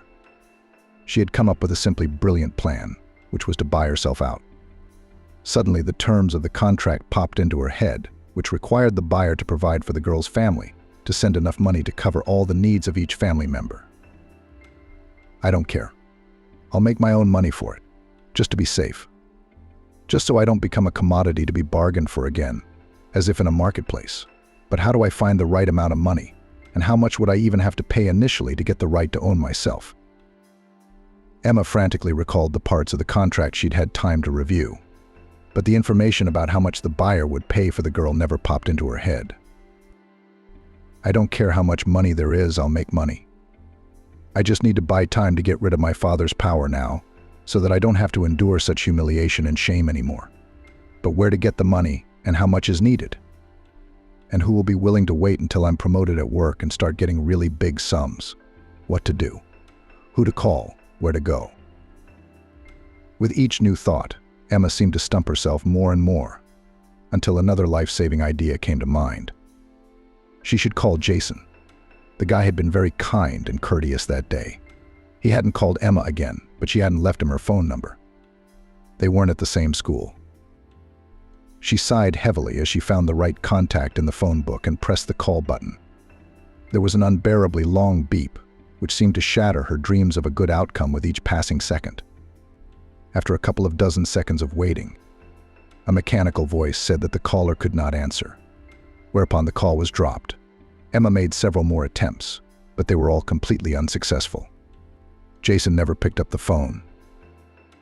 The girl went into the messages. Not a single reply to any message among the many sent to him. He didn't even say anything to Emma's confession of her complicated feelings, which was very hard for her, and after which she hoped that the guy would reappear in her life. But alas, no. They weren't friends. They were just acquaintances. And she didn't know what had happened to Jason. He stopped showing up at general meetings, didn't answer his phone to anyone, and stopped showing up for school. Anxiety and worry were all over her head, but she was much more scared now for herself and for her future. She didn't know what to expect, and she didn't want to know. With trembling hands, Emma put the phone down, squeezing her eyes tightly shut to prevent herself from crying. Her last hope was to contact Michael and ask for his help, if he really cared about her, if he really had warm feelings for her, and if he was willing to do anything for her. then he should understand and forgive her, should help her not to lose the most precious thing she had, her personal freedom. After taking a few more breaths, the girl dialed Michael's number, but the result was exactly the same. The guy didn't answer either from the first time, or from the second, or from the third. There was no hope left. Emma could not find a large sum of money in such a short period of time. She didn't have any money set aside, nor did she have any other wealthy acquaintances. There were no more options left, and neither was her bright future. A lone tear ran down her cheek, and with it came out all the sadness and doom that Emma had stored in her soul. She didn't want such a future. She could never even think that her father, her nearest and dearest, the one who had raised her, the one who had always wanted the best future for her, would just sell her like meat in the market. The tears began to roll copiously. There were already visible tracks of them on her cheeks. A few minutes later, the doors to the room opened, and the very same guest, accompanied by one of the girls, came out of the luxurious hall. He stopped near Emma, looked at her carefully, and then, lifting her face by the chin with one finger, smugly said, "Don't worry, dear. Next time you'll be lucky. You'll learn everything, and I'll definitely come for you. In the meantime, what can I take from you? But I'm glad that you realize that in your profession, without self-improvement and constant development of skills, you can't make much progress. Strive for perfection, doll. And then you'll be noticed by some big fish like me." He touched the girl's lip with his thumb, adding, "But you look just like a doll. The important thing is not to lose your beauty while you study, okay?" Emma nodded slowly, not realizing if there was anything at all worth answering such a question. She looked at the man with fear and contempt, making no attempt to hide it, but he didn't seem to notice it at all. After standing near Emma for a few more minutes, he confidently headed for the exit, holding by the waist one of the girls, who only a few minutes ago, in all the colors, and with all the details told about her skills and abilities in satisfying men's needs. It was disgusting to realize that some girls were so easily taken in by such treatment, accepting the fact that they were just going to be used for personal gain, all just to make more money. Emma shuddered, and at that moment her father, Mr. Ben Slow, approached the girl. He stopped a few centimeters away from her, pretending to keep a decent distance, then spoke in a near whisper. "Go back to the hall. Now, after I've seen my guest off, I'll be back to tell you and the other girls what will now be required of you." Emma rose, not daring to cross her father, and returned to the room that made her distinctly disgusted. She lowered herself gingerly into the chair she had recently been sitting in, then began to examine her manicure. She didn't want to talk to anyone, didn't want to think about anything, and certainly didn't want to wonder what might await her next, and how she would gain experience. A few minutes of complete silence passed, and afterwards the doors swung open, and in came Mr. Ben Slow. Although the man looked quite pleased at the sight of the girls, the smile instantly disappeared from his face. He stopped in the middle of the room, turning to the remaining candidates, his daughter among them, and then spoke seriously, trying to sound as convincing and cold as possible. "As you realized, girls, you were not chosen because you lack experience in certain areas. Of course, such a thing is unacceptable, but I have plenty of experience. That man just fell for that girl's manufactured game. I don't know how disappointed he'll be yet. In any case, at the moment we have no more buyers, so until the next one appears, you all have nothing left but to improve your skills and gain some experience, of course, by contributing a certain amount to our fund on a regular basis. You will give love to other people for very decent money." He continued, "We will give a certain percentage to you. The rest will be spent on your wardrobe, hiring stylists, organizing such luxurious events, and so on. Is that clear? You start work tomorrow from 18. I'll see you all here."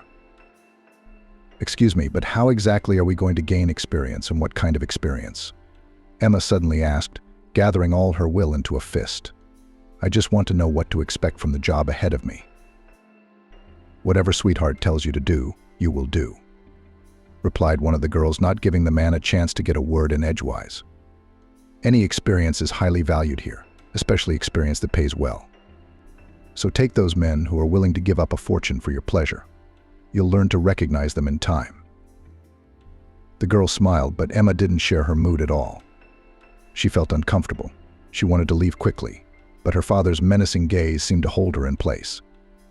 She stood there, unsure of what to do or how to protect herself from such a future, feeling the last shreds of hope slipping from her grasp. And Emma began to have the very experience her father had spoken of, this strange man who would give huge sums of money to buy a body that would belong to him completely, and do whatever he just said. The men changed each other every day. Their fantasies and desires were so unexpected for the girl that she was often lost, not understanding what and how to do. After that, she cried night after night, praying to all the gods that this nightmare would end one day. New clients came every day, and on a beautiful girl who was ready to fulfill any desires and whims, there was simply no rejection. Some were willing to pay huge sums of money to spend a few full days or nights with Emma. And she was ready to do anything to make this nightmare stop, so that she could feel like a normal person again, not worrying about who would be in her bed tomorrow and not waking up every day with a terrible feeling of disgust for herself and her own body. Emma tried not to think about her future. Her father, Mr. Ben Slow, was pleased with his daughter.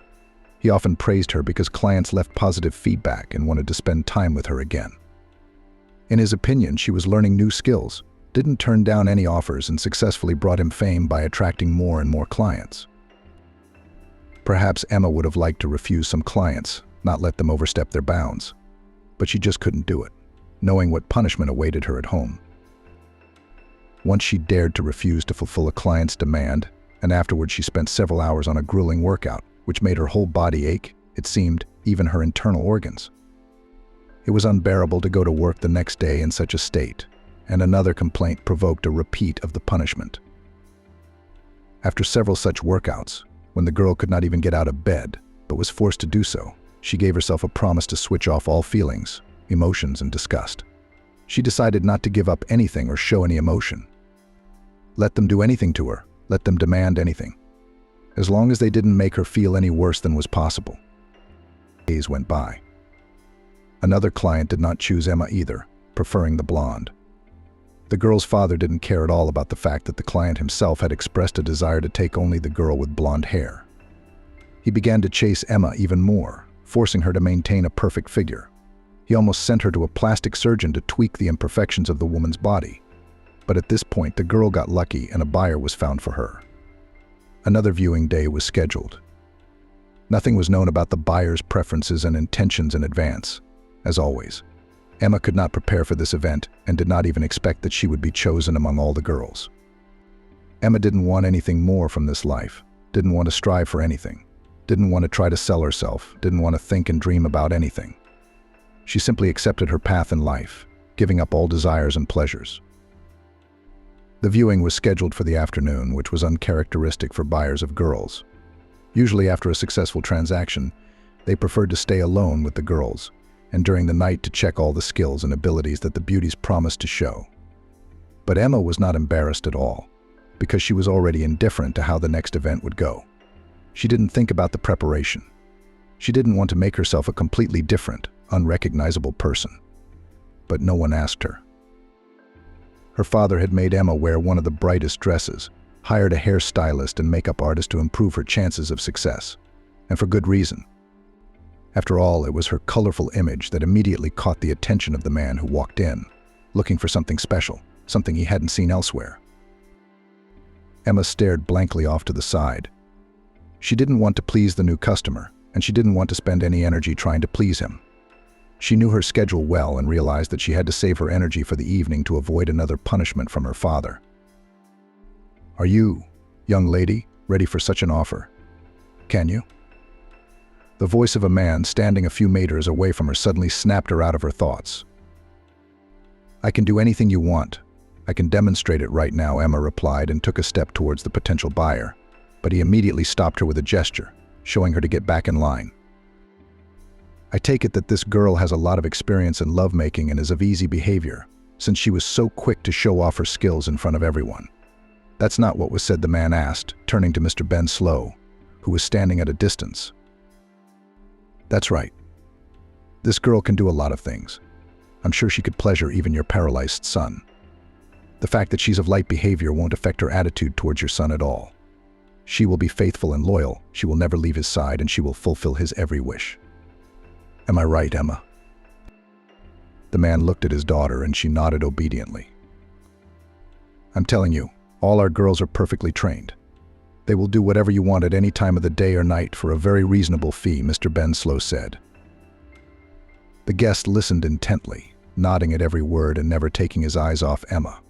He stared so intently at the girl that for some reason she became uncomfortable with his piercing gaze. Although there was no contempt or displeasure in it, it was calm and confident, but at the same time so piercing and cold that it became uncomfortable. Emma shuddered. "I would like to discuss all the details of our agreement in more detail before we sign the papers or transfer the funds. If you don't mind, I'd like this girl to be present so she understands what will be required of her," the man said. Mr. Ben Slow beckoned his daughter to him with one gesture. Emma stood beside him, listening intently to everything his guest would say. "We're listening carefully. You can ask any questions, clarify anything that confuses you, so that in the future in our cooperation there will be no questions and misunderstandings," said Mr. Slow calmly, looking carefully at the guest and not paying attention to how nervous his daughter was.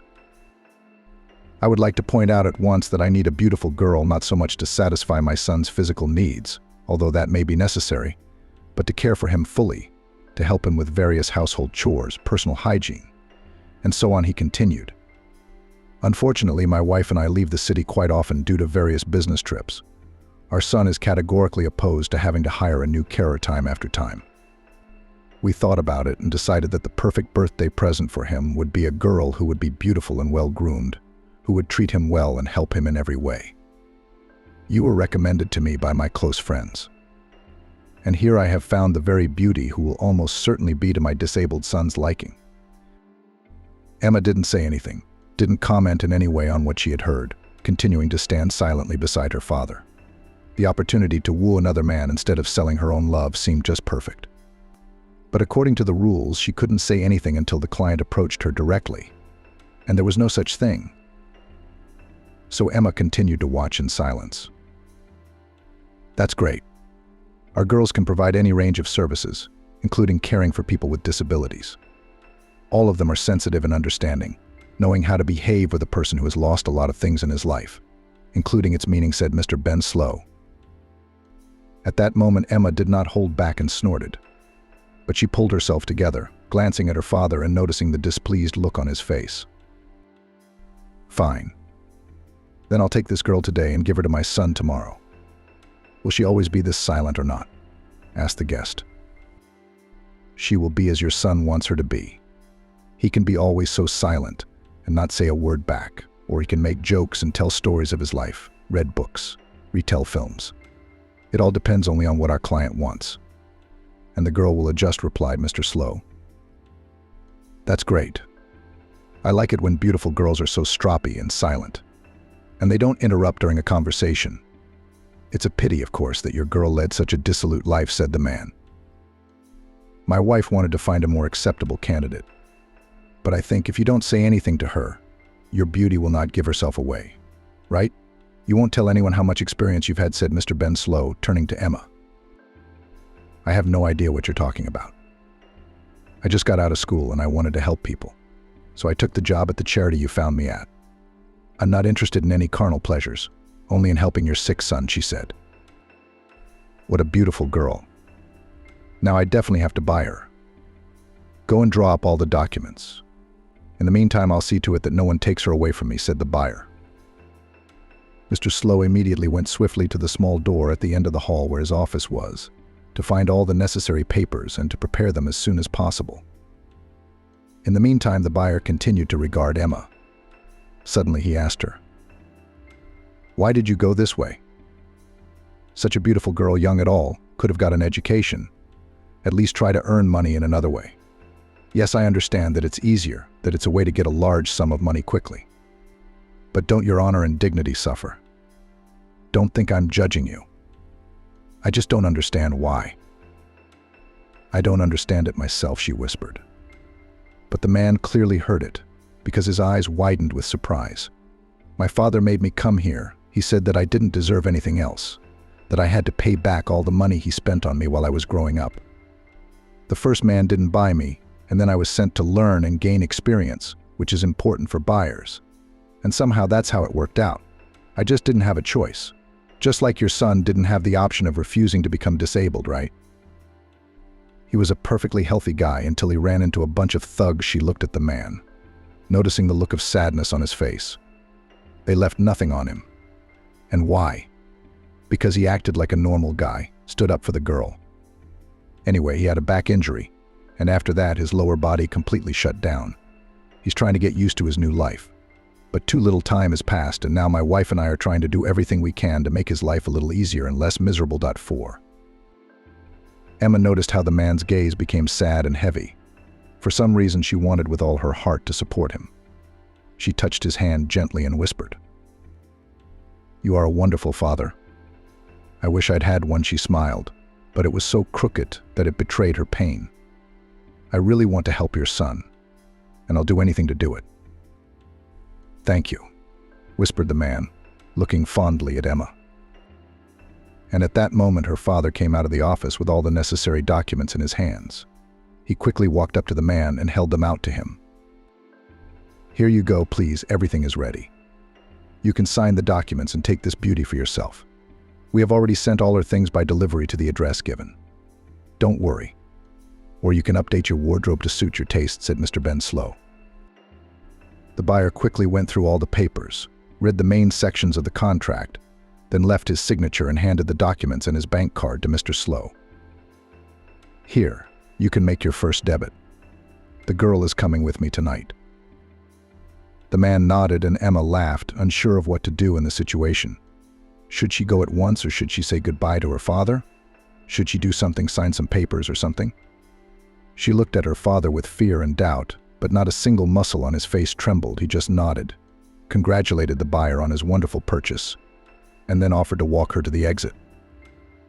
Something inside Emma clenched unpleasantly, and afterwards tears began to bake in the corners of her eyes, so unnecessary at this moment. She should have felt relief and freedom after being able to break free from her father's clutches.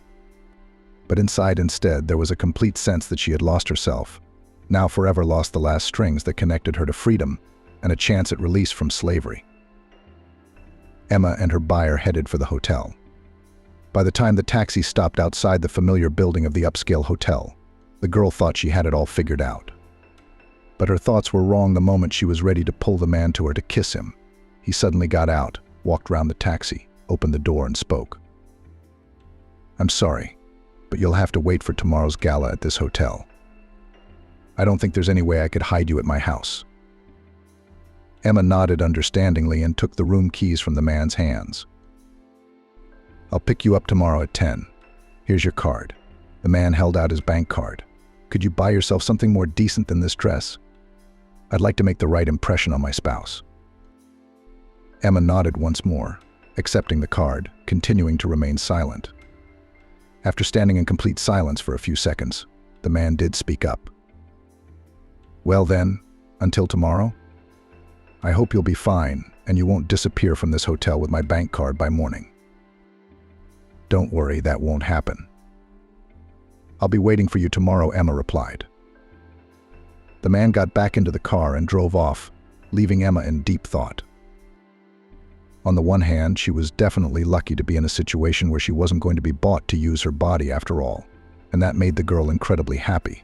But on the other hand, somewhere in the back of her mind, she wasn't sure she could handle taking care of a disabled man. What if he didn't like her?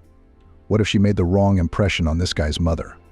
What would happen if she misbehaved in some way and was sent back? No way, she couldn't let that happen. Emma immediately rushed to the shops, trying to put together an understated yet stylish look that would please everyone at once. Back at the hotel, she checked her phone. Not a single call or text from her father. What had she expected? Now she was not a part of his life, not his child, but just a commodity that he had successfully sold, and now she would be able to need nothing. The next morning, the girl got up early to neatly style her hair and do a light makeup. Once she was dressed, she took a critical look at herself and, realizing that she looked just fine, went downstairs, where yesterday's buyer was already waiting for her. "You look beautiful."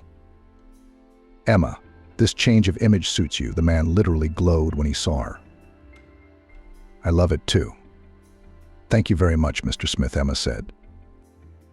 "My wife's name is Julie, and my son's name is Jason.